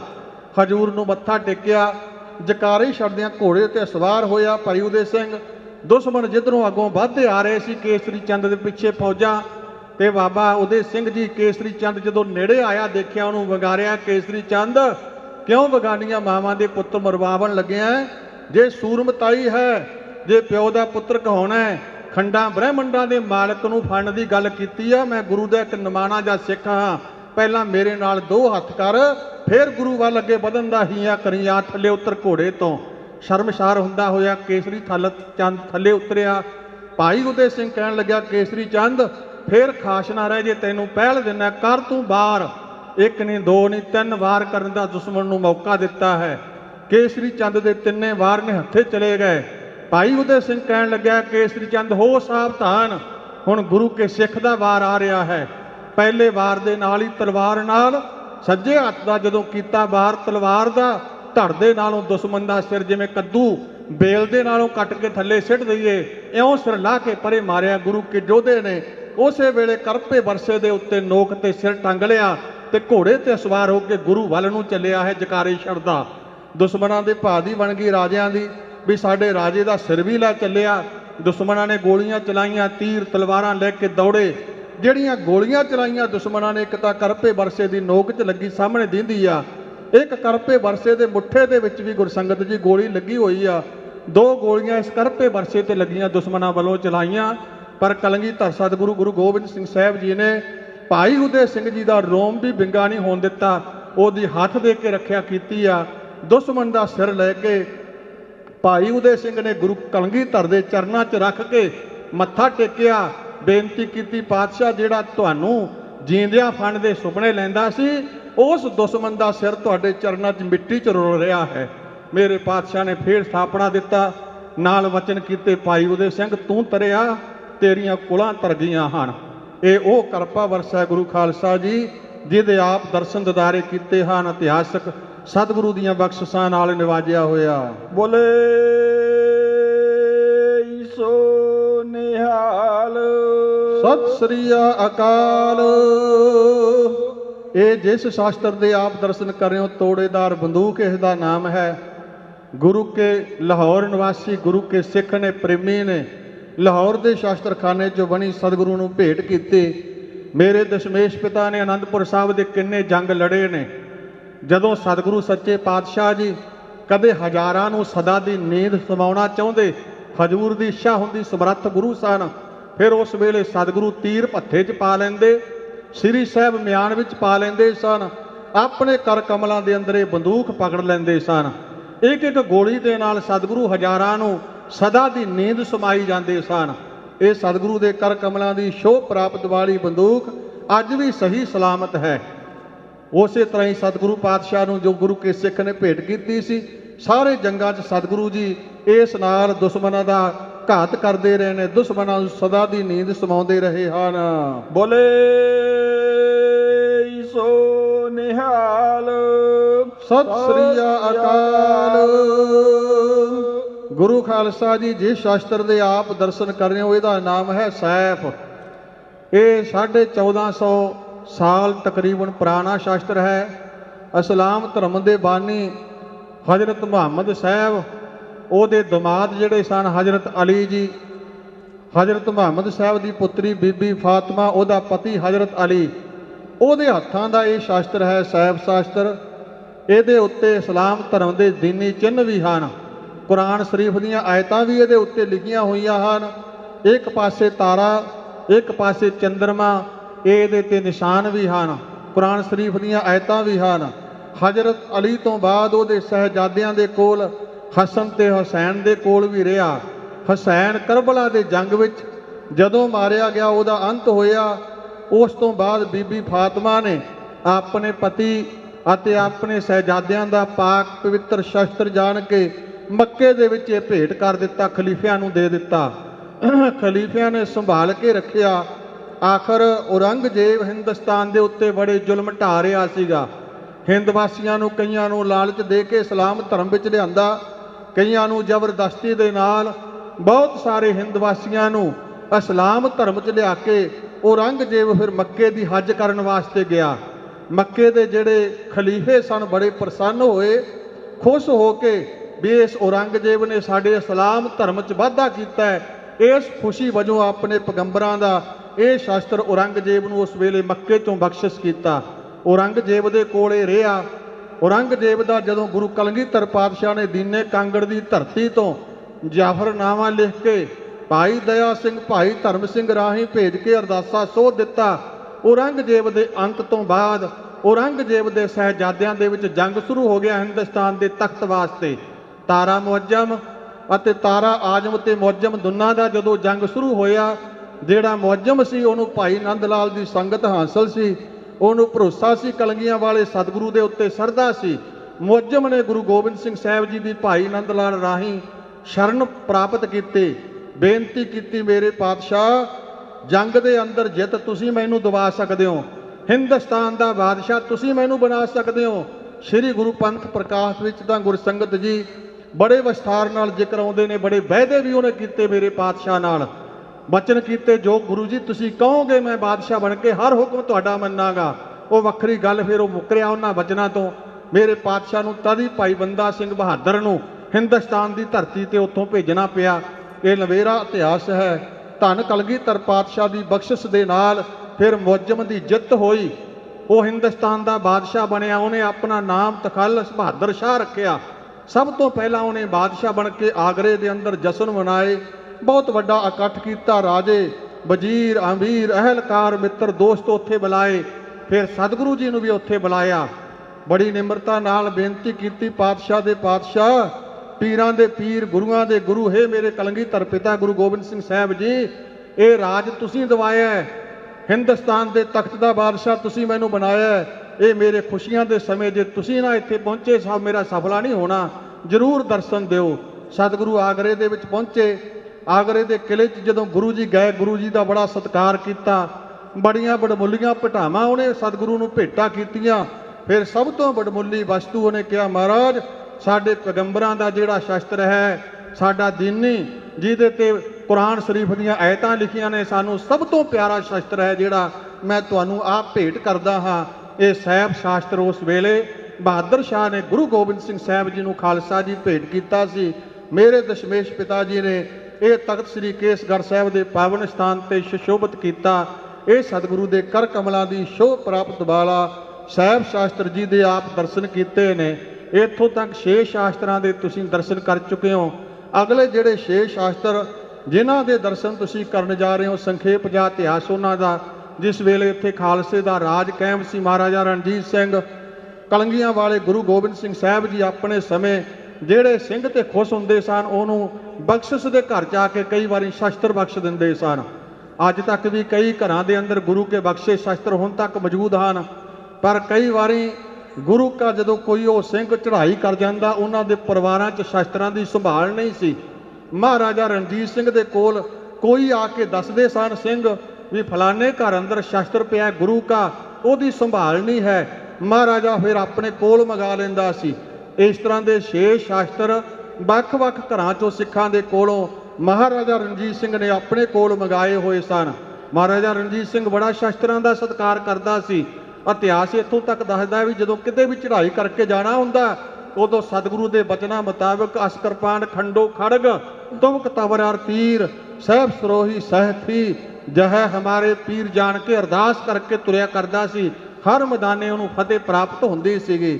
ਮਹਾਰਾਜਾ ਰਣਜੀਤ ਸਿੰਘ ਜੀ ਦੇ ਅੰਤ ਤੋਂ ਬਾਅਦ ਡੋਗਰਿਆਂ ਦੀ ਕੁੱਟਣ ਨੀਤੀ ਦਾ ਸਦਕਾ ਗੁਰਸੰਗਤ ਜੀ ਇਹ ਜਿਹੜੇ ਸ਼ਸਤਰ ਸਨ, ਉਸ ਵੇਲੇ ਫਿਰ ਅੰਗਰੇਜ਼ਾਂ ਦੇ ਹੱਥ ਲੱਗੇ। ਅੰਗਰੇਜ਼ ਇੱਥੇ ਕਾਬਜ ਹੋਏ। ਲਾਰਡ ਡਲਹੌਜੀ ਇੱਥੋਂ ਦਾ ਗਵਰਨਰ ਥਾਪਿਆ ਗਿਆ। ਜੋ ਕੁਝ ਵੀ ਮਹਾਰਾਜਾ ਰਾਜੇ ਦਾ ਜੋ ਸੀ, ਮਹਾਰਾਜਾ ਰਣਜੀਤ ਸਿੰਘ ਦੇ ਰਾਜਕਾਲ ਦੀਆਂ ਵਸਤੂਆਂ ਸਾਰੀਆਂ ਲਾਰਡ ਡਲਹੌਜੀ ਦੇ ਹੱਥ ਵਿੱਚ ਆ ਗਈਆਂ। 8 ਸਾਲ ਉਹਨੇ ਇੱਥੇ ਗਵਰਨਰੀ ਰਾਜ ਕੀਤਾ। 8 ਸਾਲ ਤੋਂ ਬਾਅਦ ਜਦੋਂ ਉਹ ਇੰਗਲੈਂਡ ਵਾਪਸ ਗਿਆ, ਉਸ ਵੇਲੇ ਗੁਰੂ ਖਾਲਸਾ ਜੀ ਬੜੀਆਂ ਵਡਮੁੱਲੀਆਂ ਵਸਤੂਆਂ ਉਹ ਇੰਗਲੈਂਡ ਨੂੰ ਨਾਲ ਲੈ ਗਿਆ, ਜਿੱਥੇ ਇਹ 6 ਸ਼ਾਸਤਰ ਵੀ ਇੰਗਲੈਂਡ 'ਚ ਲੈ ਗਿਆ ਸੀਗਾ, ਜਿਨ੍ਹਾਂ ਦੇ ਤੁਸੀਂ ਦਰਸ਼ਨ ਕਰਨ ਜਾ ਰਹੇ ਹੋ। ਤੇ ਨਾਲ ਮਹਾਰਾਜਾ ਰਣਜੀਤ ਸਿੰਘ ਦੀ ਇੱਕ ਕੁਰਸੀ ਜਿਹੜੀ ਮਹਾਰਾਜਾ ਰਣਜੀਤ ਸਿੰਘ ਨੇ ਐਸੀ ਤਿਆਰ ਕਰਵਾਈ ਸੀ, ਅੱਜ ਵੀ ਇੰਗਲੈਂਡ ਦੀ ਧਰਤੀ ਦੇ ਉੱਤੇ ਉਹ ਕੁਰਸੀ ਪਈ ਆ। ਉਹ ਐਸੀ ਕੁਰਸੀ ਖੂਬੀ ਉਹਦੇ 'ਚ ਇਹ ਸੀਗੀ, ਮਹਾਰਾਜਾ ਰਣਜੀਤ ਸਿੰਘ ਨੇ ਕਿਹਾ ਸੀ ਬਣਾਉਣ ਵਾਲਿਆਂ ਨੂੰ, ਜਦੋਂ ਮੈਂ ਲਾਹੌਰ ਦੇ ਤਖਤ ਦੇ ਉੱਤੇ ਕੁਰਸੀ ਤੇ ਬੈਠਾ, ਮੇਰਾ ਮੂੰਹ ਸੱਚਖੰਡ ਸ੍ਰੀ ਹਰਿਮੰਦਰ ਸਾਹਿਬ ਗੁਰੂ ਰਾਮਦਾਸ ਜੀ ਦੇ ਦਰਬਾਰ ਵੱਲ ਹੋਵੇ। ਕਦੇ ਦੇਖਿਓ ਐਸਾ ਨਾ ਹੋ ਜੇ ਕਦੇ ਇੱਥੇ ਬੈਠਿਆਂ ਮੇਰੀ ਕੰਡ ਗੁਰੂ ਰਾਮਦਾਸ ਦੇ ਦਰਬਾਰ ਵੱਲ ਨਾ ਹੋ ਜੇ, ਜਿਹਨੂੰ ਸਤਿਗੁਰੂ ਨੇ ਕਿਹਾ ਡਿੱਠੇ ਸਭੇ ਥਾਵ ਨਹੀਂ ਤੁਧ ਜਿਹਿਆ ਬੱਧੋਂ ਪੁਰਖ ਵਿਧਾਤਾ ਤਾਂ ਤੂੰ ਸੋਹਿਆ ਬਸ ਦੀ ਸਗਨ ਅਪਾਰ ਅਨੂਪ ਰਾਮਦਾਸਪੁਰ ਹਰ ਹਰ ਨਾਨਕ ਕਸਮਲ ਜਾਹੇ ਨਹਾਇਆ ਰਾਮਦਾਸ ਸਰ। ਬੜੀ ਅਥਾਹ ਸਰਦਾ ਸੀ ਗੁਰੂ ਰਾਮਦਾਸ ਦੇ ਦਰਬਾਰ ਪ੍ਰਤੀ। ਮਹਾਰਾਜਾ ਰਣਜੀਤ ਸਿੰਘ ਦੀ ਜਲਾਓ ਦਾ ਜਿੰਨਾ ਕੀਮਤੀ ਸਮਾਨ ਆ, ਬਹੁਤਾ ਮਹਾਰਾਜਾ ਰਣਜੀਤ ਸਿੰਘ ਵੇਲੇ ਦਾ ਹੈ। ਹਰਿਮੰਦਰ ਸਾਹਿਬ 4 ਜੋੜੀਆਂ, 4 ਦਰਵਾਜ਼ਿਆਂ ਨੂੰ 8 ਜੋੜੀਆਂ ਜਿਹੜੀਆਂ ਸੋਨੇ ਦੀਆਂ ਜਲਾਓ ਵਾਲੇ ਦਿਨ ਲੱਗਦੀਆਂ, ਉਹ ਮਹਾਰਾਜਾ ਰਣਜੀਤ ਸਿੰਘ ਦੇ ਪਰਿਵਾਰ ਵੱਲੋਂ ਹੀ ਨੇ। ਉਹਨਾਂ ਦੇ ਨਾਮ ਵੱਖ-ਵੱਖ ਲਿਖੇ ਨੇ, ਸਾਰੇ ਪਰਿਵਾਰ ਵੱਲੋਂ ਭੇਟਾਂ ਹੋਈਆਂ। ਬੜੀ ਸਰਦਾ ਸੀ ਉਹਦੀ। ਜਿੱਥੇ ਉਹ ਲਾਰਡ ਡਲਹੌਜੀ ਉਹ ਐਸੀ ਕੁਰਸੀ ਵੀ ਲੈ ਗਿਆ, ਉੱਥੇ ਕੋਹੇ ਨੂਰ ਹੀਰਾ ਜਿਹਦੀ ਕੀਮਤ ਕੋਈ ਕਹੀ ਨਹੀਂ ਜਾ ਸਕਦੀ। ਅੱਜ ਉਹ ਹੀਰੇ ਦਾ ਵੀ ਕੋਹੇ ਨੂਰ ਦਾ ਰੂਪ ਨਹੀਂ ਰਹਿਣ ਦਿੱਤਾ ਗਿਆ, ਉਹਨੂੰ ਵੀ ਤਰਾਸ਼ਿਆ ਗਿਆ ਹੈ, ਉਹ ਰੂਪ ਨਹੀਂ ਰਹਿ ਸਕਿਆ ਹੈ। ਇਹ ਨਾਲ ਬੜੇ ਸ਼ਸਤਰ ਵੀ ਨਾਲ ਲੈ ਕੇ ਗਿਆ ਗੁਰਸੰਗਤ ਜੀ। ਸਮਾਂ ਬੀਤਦਾ ਗਿਆ। ਉਸ ਲਾਰਡ ਡਲਹੌਜੀ ਦੀ ਪੜਪੋਤੀ ਦੇ ਕੋਲੋਂ ਗੁਰੂ ਕੇ ਸਿੰਘਾਂ ਨੇ ਬੜਾ ਯਤਨ ਕਰਕੇ ਇਹ 6 ਸ਼ਸਤਰ ਪ੍ਰਾਪਤ ਕਰਨ ਦਾ ਯਤਨ ਕੀਤਾ। ਉਸ ਵੇਲੇ ਇੰਗਲੈਂਡ ਤੋਂ ਜਹਾਜ਼ ਰਾਹੀਂ ਦਿੱਲੀ ਏਅਰਪੋਰਟ ਦੇ ਉੱਤੇ ਸ਼ਸਤਰ ਲਿਆਉਣੇ ਸਨ। ਇਤਿਹਾਸ ਦੱਸਦਾ ਇੱਥੋਂ ਦਾ ਭਾਰਤ ਦਾ ਲਾਲ ਬਹਾਦਰ ਸ਼ਾਸਤਰੀ ਇੱਥੋਂ ਦਾ ਪ੍ਰਧਾਨ ਮੰਤਰੀ ਸੀ। ਜ਼ਾਕਿਰ ਹੁਸੈਨ ਇੱਥੋਂ ਦਾ ਰਾਸ਼ਟਰਪਤੀ ਸੀ ਉਸ ਵੇਲੇ। ਜਦੋਂ ਇੰਗਲੈਂਡ ਤੋਂ ਇਹ ਗੁਰੂ ਕੇ 6 ਸ਼ਾਸਤਰ ਆ ਰਹੇ ਸਨ, 2 ਘੰਟੇ ਜਹਾਜ਼ ਲੇਟ ਹੋ ਗਿਆ। ਪ੍ਰਧਾਨ ਮੰਤਰੀ ਤੇ ਉਸ ਵੇਲੇ ਰਾਸ਼ਟਰਪਤੀ ਫੌਜਾਂ ਸਮੇਤ ਏਅਰਪੋਰਟ ਤੇ ਖੜੇ ਉਡੀਕ ਰਹੇ ਸਨ। ਕਿਸੇ ਨੇ ਪੁੱਛਿਆ, ਅੱਜ ਤੱਕ ਨਹੀਂ ਦੇਖਿਆ ਵੀ ਨਾ ਹਿੰਦੁਸਤਾਨ ਦਾ ਪ੍ਰਧਾਨ ਮੰਤਰੀ ਨਾ ਰਾਸ਼ਟਰਪਤੀ ਇੰਨੀਆਂ ਫੌਜਾਂ ਸਮੇਤ ਏਅਰਪੋਰਟ ਤੇ ਖੜਾ ਹੋਵੇ, ਕਿਸ ਦੀ ਇੰਤਜ਼ਾਰ ਕੀਤੀ ਜਾ ਰਹੀ ਆ।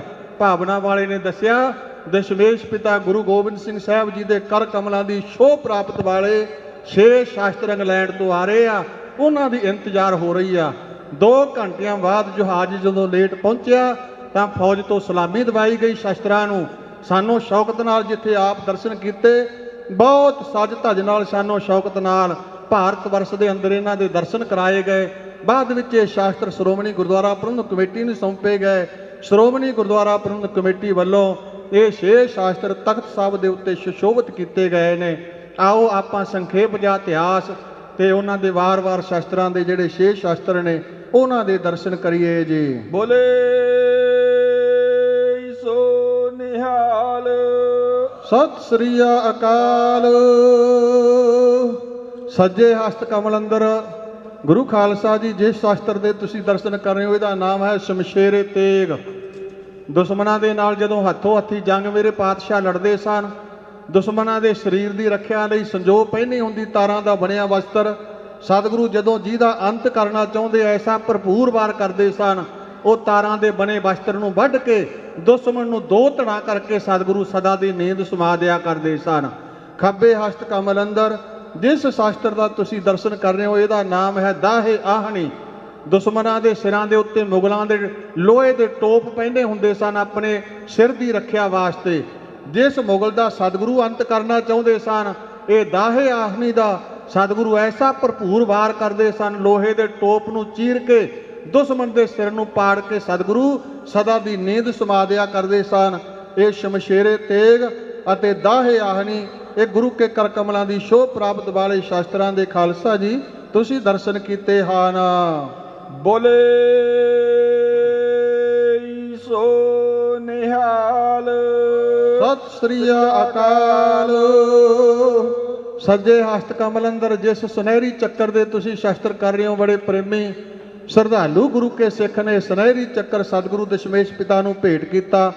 ਨਾਲ ਬੇਨਤੀ ਕੀਤੀ, ਪਾਤਸ਼ਾਹ ਜੀ ਇਹਦੇ ਉੱਤੇ 22 ਜਪਜੀ ਸਾਹਿਬ ਦੀਆਂ ਪੌੜੀਆਂ ਲਿਖੀਆਂ ਹੋਈਆਂ ਨੇ। ਗੁਰੂ ਖਾਲਸਾ ਜੀ ਇਸ ਸੁਨਹਿਰੀ ਚੱਕਰ ਦੇ ਉੱਤੇ 22 ਜਪਜੀ ਸਾਹਿਬ ਦੀਆਂ ਪੌੜੀਆਂ ਲਿਖੀਆਂ। ਗੁਰੂ ਕੇ ਸਿੱਖ ਨੇ ਬੇਨਤੀ ਕੀਤੀ, ਮਹਾਰਾਜ ਜਪਜੀ ਸਾਹਿਬ ਦੀਆਂ ਪੌੜੀਆਂ ਇਹ 'ਤੇ ਲਿਖੀਆਂ ਨੇ। ਮੇਰੇ ਪਾਤਸ਼ਾਹ ਕਹਿਣ ਲੱਗੇ, ਸਿੰਘਾ ਅਸੀਂ ਸ਼ਸਤਰ ਦਾ ਵੀ ਸਤਿਕਾਰ ਕਰਦੇ ਹਾਂ, ਪਰ ਇਹ 'ਤੇ ਤਾਂ ਗੁਰਬਾਣੀ ਲਿਖੀ ਹੈ, ਗੁਰਬਾਣੀ ਗੁਰੂ ਰੂਪ ਹੈ, ਅਸੀਂ ਇਹਨੂੰ ਸੀਸ 'ਤੇ ਸਜਾ ਕੇ ਰੱਖਿਆ ਕਰਾਂਗੇ। ਉਹ ਸਿੰਘ ਦੇ ਸਾਹਮਣੇ ਹੀ ਸਤਿਗੁਰੂ ਨੇ ਆਪਣੇ ਦਮਾਲਿਆਂ ਦੇ ਉੱਤੇ ਸੀਸ 'ਤੇ ਸਜਾ ਲਿਆ ਚੱਕਰ। ਸਦਾ ਸਤਿਗੁਰੂ ਕਲਗੀਧਰ ਜੀ ਆਪਣੇ ਸੀਸ 'ਤੇ ਸਜਾ ਕੇ ਰੱਖਦੇ ਸਨ। ਇਹ ਗੁਰਬਾਣੀ ਦਾ ਸਤਿਕਾਰ ਕਰਨ ਲਈ ਸਾਨੂੰ ਪ੍ਰੇਰਨਾ ਮਿਲਦੀ ਹੈ। ਗੁਰੂ ਕੇ ਪਿਆਰਿਓ, ਗੁਰਬਾਣੀ ਗੁਰੂ ਹੈ। ਸਤਿਗੁਰੂ ਦੇ ਇਤਿਹਾਸ ਅੰਦਰ ਬਚਨ ਵੀ ਹਨ ਸਤਮ ਪਾਤਸ਼ਾਹ ਦੇ, ਗੁਰਬਾਣੀ ਪੈਜਨ ਅਦਬਨਾ ਧਾਰਾ, ਜਾਨੋ ਸੋ ਨਹੀਂ ਸਿੱਖ ਹਮਾਰਾ।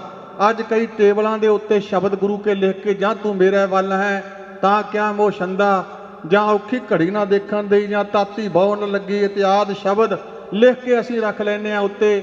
ਫਿਰ ਉਹਦੇ ਉੱਤੇ ਹੀ ਸ਼ੀਸ਼ੇ ਦੇ ਉੱਤੇ ਜੂਠੇ ਚਾਹ ਦੇ ਗਲਾਸ ਰੱਖਦੇ ਹਾਂ। ਉਵੇਂ ਹੀ ਕੁਝ ਕਰਦੇ ਹਾਂ। ਕਿੰਨੀ ਘੋਰ ਬੇਅਦਬੀ ਅਸੀਂ ਗੁਰਬਾਣੀ ਦੀ ਕਰਦੇ ਹਾਂ। ਕਈ ਵਾਰੀ ਅਖਬਾਰਾਂ 'ਚ ਕਾਰਡਾਂ ਦੇ ਉੱਤੇ ਗੁਰਬਾਣੀ ਲਿਖੀ, ਉਹਨੂੰ ਫਿਰ ਅਸੀਂ ਉੱਦਾਂ ਹੀ ਪੈਰਾਂ ਦੇ ਵਿੱਚ ਗੁਰਬਾਣੀ, ਹਰ ਗੁਰਬਾਣੀ ਦਾ ਅੱਖਰ ਗੁਰੂ ਪਿਆਰਿਓ ਸਾਡਾ ਗੁਰੂ ਹੈ। ਗੁਰਬਾਣੀ ਹਰ ਸ਼ਬਦ ਸਾਡਾ ਗੁਰੂ ਹੈ। ਗੁਰਬਾਣੀ ਦਾ ਜਿੰਨਾ ਸਤਿਕਾਰ ਹੋ ਜੇ ਉਨਾ ਹੀ ਥੋੜ੍ਹਾ ਹੈ। ਕਦੇ ਕਾਰਡ ਦੇ ਉੱਤੇ ਵੈਸੇ ਤਾਂ ਲਿਖਣੀ ਨਹੀਂ ਚਾਹੀਦੀ ਗੁਰਬਾਣੀ। ਜੇ ਤੁਹਾਨੂੰ ਕਦੇ ਐਸਾ ਮਿਲਦਾ ਹੈ ਤਾਂ ਉਹਨੂੰ ਸਤਿਕਾਰ ਨਾਲ ਸੰਭਾਲਣਾ ਚਾਹੀਦਾ।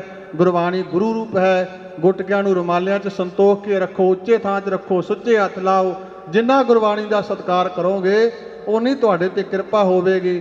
ਇਹ ਸੁਨਹਿਰੀ ਚੱਕਰ ਜੀ ਦੇ ਤੁਸੀਂ ਦਰਸ਼ਨ ਕਰ ਰਹੇ ਹੋ, ਸਾਨੂੰ ਗੁਰਬਾਣੀ ਦਾ ਸਤਿਕਾਰ ਕਰਨ ਦੀ ਵੀ ਨਾਲੇ ਤੋਂ ਪ੍ਰੇਰਨਾ ਮਿਲਦੀ ਆ। ਖੱਬੇ ਹਸਤ ਕਮਲ ਅੰਦਰ ਜਿਸ ਢਾਲੇ ਦੇ ਤੁਸੀਂ ਦਰਸ਼ਨ ਕਰ ਰਹੇ ਹੋ, ਇਹ ਗੈਂਡੇ ਦੀ ਖੱਲ ਦਾ ਬਣਿਆ ਹੋਇਆ ਢਾਲਾ 300 ਸਾਲ ਤੋਂ ਵੱਧ ਪੁਰਾਣੇ ਸਮੇਂ ਦਾ ਬਣਿਆ ਢਾਲਾ ਹੈ। ਦਸਮ ਪਾਤਸ਼ਾਹ ਸਾਰੇ ਜੰਗਾਂ 'ਚ ਇਹਨੂੰ ਆਪਣੇ ਕੋਲ ਰੱਖਦੇ ਸਨ। ਖੱਬੇ ਹਸਤ ਕਮਲ ਦੇ ਅੰਦਰ ਦੁਸ਼ਮਣਾਂ ਦੀਆਂ ਚਲਾਈਆਂ ਗੋਲੀਆਂ, ਤਲਵਾਰਾਂ ਦੇ ਵਾਰ, ਤੀਰ ਇਹ 'ਤੇ ਆ ਕੇ ਸਾਰੇ ਨਿਹੱਥੇ ਹੋ ਜਾਂਦੇ, ਨਿਸਫਲ ਹੋ ਜਾਂਦੇ ਸਨ। ਕੋਈ ਦੁਸ਼ਮਣ ਦਾ ਵਾਰ ਸਫਲਾ ਨਹੀਂ ਸੀ ਹੁੰਦਾ। ਐਸਾ ਮਜ਼ਬੂਤ ਇਹ ਢਾਲਾ ਹੈ। ਅੱਜ ਵੀ ਇਸ ਤਰ੍ਹਾਂ ਜਿਵੇਂ ਕਿਤੇ ਨਵਾਂ ਤਿਆਰ ਕੀਤਾ ਹੁੰਦਾ ਹੈ। ਇਹ ਸਤਿਗੁਰੂ ਪਾਤਸ਼ਾਹ ਦੇ ਕਰ ਕਮਲਾਂ ਦੀ ਸ਼ੋਭ ਪ੍ਰਾਪਤ ਵਾਲੇ ਢਾਲਾ ਅਤੇ ਸੁਨਹਿਰੀ ਚੱਕਰ ਦੇ ਖਾਲਸਾ ਜੀ ਆਪ ਦਰਸ਼ਨ ਕੀਤੇ ਹਨ। ਬੋਲੇ ਸੋ ਨਿਹਾਲ। ਸਤਿ ਸ੍ਰੀ ਅਕਾਲ। ਸੱਜੇ ਹਸਤ ਕਮਲ ਅੰਦਰ ਜਿਸ ਵਰਸੇ ਦੇ ਤੁਸੀਂ ਦਰਸ਼ਨ ਕਰ ਰਹੇ ਹੋ, ਮੇਰੇ ਪਾਤਸ਼ਾਹ ਜਿੱਥੇ ਇਹਦੇ ਨਾਲ ਜੰਗ ਵੀ ਲੜਦੇ ਸਨ, ਉੱਥੇ ਕਈ ਵਾਰੀ ਜਿਹੜੇ ਜੰਗਲੀ ਜਾਨਵਰ ਜੀਆਂ ਦਾ ਘਾਤ ਕਰਨ ਵਾਲੇ ਹੁੰਦੇ, ਸ਼ੇਰ, ਚੀਤੇ ਵਗੈਰਾ, ਸਤਿਗੁਰੂ ਇਹਦੇ ਨਾਲ ਉਹਨਾਂ ਦਾ ਵੀ ਸ਼ਿਕਾਰ ਖੇਲਿਆ ਕਰਦੇ ਸਨ। ਕਈ ਥਾਈਂ ਇਤਿਹਾਸਕ ਪ੍ਰਸੰਗ ਨੇ ਸ਼ੇਰਾਂ ਦਾ ਅੰਤ ਕਰਨਾ ਮੇਰੇ ਪਾਤਸ਼ਾਹ ਨੇ ਇਹ ਉਹ ਵਰਸਾ ਜਿਹਦੇ ਨਾਲ ਸਤਿਗੁਰੂ ਸ਼ੇਰ ਦਾ ਚੀਤੇ ਦਾ ਸ਼ਿਕਾਰ ਖੇਲਿਆ ਕਰਦੇ ਨੇ। ਜੰਗ ਵੀ ਪਾਤਸ਼ਾਹ ਦੇ ਨਾਲ ਲੜਦੇ ਰਹੇ। ਖੱਬੇ ਹਸਤ ਕਮਲ ਅੰਦਰ ਛੋਟਾ ਵਰਸਾ ਜਿਹਨੂੰ ਵਰਸ਼ੀ ਵੀ ਕਿਹਾ ਜਾਂਦਾ ਹੈ, ਜਿੱਥੇ ਸਤਿਗੁਰੂ ਜੀ ਹੱਥੋਂ ਹੱਥੀ ਜੰਗ ਵਿੱਚ ਵੀ ਇਹਨੂੰ ਵਰਤਦੇ ਸਨ। ਕਈ ਵਾਰੀ ਸਤਿਗੁਰੂ ਹੱਥੋਂ ਛੱਡ ਕੇ ਵੀ ਅਸਤਰ ਦੇ ਰੂਪ ਵਿੱਚ ਦੁਸ਼ਮਣ ਤੇ ਵਾਰ ਕਰ ਦਿਆ ਕਰਦੇ। ਜਿੱਤੇ ਸਤਿਗੁਰੂ ਦਾ ਵਾਰ ਹੋ ਜਾਂਦਾ ਉਹ ਦੁਸ਼ਮਣ ਕਦੇ ਬਚ ਨਹੀਂ ਸੀ ਸਕਦਾ। ਇਹ ਸਤਿਗੁਰੂ ਜੀ ਦੇ ਕਰ ਕਮਲਾਂ ਦੀ ਸ਼ੋਭ ਪ੍ਰਾਪਤ ਵਾਲੇ 6 ਸ਼ਾਸਤਰ ਇੰਗਲੈਂਡ ਤੋਂ ਆਏ ਹੋਏ ਖਾਲਸਾ ਜੀ, ਜਿਨ੍ਹਾਂ ਦੇ ਤੁਸੀਂ ਦਰਸ਼ਨ ਕੀਤੇ ਨੇ। 6 ਸ਼ਾਸਤਰ ਪਹਿਲਾਂ, ਇੱਥੋਂ ਤੱਕ 12 ਸ਼ਾਸਤਰਾਂ ਦੇ ਤੁਸੀਂ ਦਰਸ਼ਨ ਕਰ ਚੁੱਕੇ ਹੋ। ਇਹ ਇੱਥੋਂ ਦੇ ਇਤਿਹਾਸਕ ਸ਼ਾਸਤਰਾਂ ਦਾ ਇਤਿਹਾਸ ਆਪ ਸੰਖੇਪ ਸਰਵਣ ਕੀਤਾ ਹੈ। ਸਤਿਗੁਰੂ ਕਿਰਪਾ ਕਰਨ, ਸਤਿਗੁਰੂ ਰਹਿਮਤਾਂ ਕਰਨ। ਗੁਰੂ ਖਾਲਸਾ ਜੀ ਤਖਤ ਸਾਹਿਬ ਤੇ ਹਰ ਬੁੱਧਵਾਰ ਹਰ ਐਤਵਾਰ ਨੂੰ ਦਿਨ ਦੇ 12 ਵਜੇ ਅੰਮ੍ਰਿਤਾ ਵਾਟਾ ਤਿਆਰ ਹੁੰਦਾ ਹੈ। ਇੱਥੇ ਖਾਲਸੇ ਦੀ ਸਾਜਨਾ ਕੀਤੀ ਸੀ। ਇਹ ਖਾਲਸੇ ਦਾ ਜਨਮ ਸਥਾਨ ਆ। ਕੋਈ ਨਿਗੁਰੇ ਨਾ ਭਾਈ ਇੱਥੋਂ ਜਾਇਓ ਵਾਪਸ, ਸਤਿਗੁਰ ਵਾਜੋ ਗੁਰ ਨਹੀਂ ਕੋਈ, ਨਿਗੁਰੇ ਕਾ ਹੈ ਨੌ ਬੁਰਾ। ਇੱਥੋਂ ਪਰਨ ਕਰਕੇ ਜਾਣੇ। ਅੱਜ ਜਿਹੜੇ ਕੋਈ ਰੋਮਾਂ ਦੀ ਬੇਅਦਬੀ ਕਰਦੇ ਆ, ਕਦੇ ਰੋਮਾਂ ਦੀ ਬੇਅਦਬੀ ਨਹੀਂ ਕਰਨੀ। ਨਸ਼ਿਆਂ ਦਾ ਤਿਆਗ ਕਰਕੇ ਇਹ ਮਨੁੱਖ ਜਨਮ ਨੂੰ ਸਫਲੇ ਕਰਨਾ। ਦਾਸ ਇੰਨਾ ਕੁਝ ਕਹਿੰਦਾ ਹੋਇਆ ਧੰਨ ਗੁਰੂ ਗ੍ਰੰਥ ਸਾਹਿਬ ਜੀ ਦਾ ਕੋਟਾਨ ਕੋਟ ਧੰਨਵਾਦ। ਸਮੁੱਚੀਆਂ ਸੰਗਤਾਂ ਦਾ ਬਹੁਤ ਬਹੁਤ ਧੰਨਵਾਦ। ਭੁੱਲਾਂ ਦੀ ਖਿਮਾ, ਦਾਸ ਦੀ ਹਾਜ਼ਰੀ ਅਨੇਕ ਪ੍ਰਵਾਨ ਕਰੋ। ਵਾਹਿਗੁਰੂ ਜੀ ਕਾ ਖਾਲਸਾ, ਵਾਹਿਗੁਰੂ ਜੀ ਕੀ ਫਤਿਹ।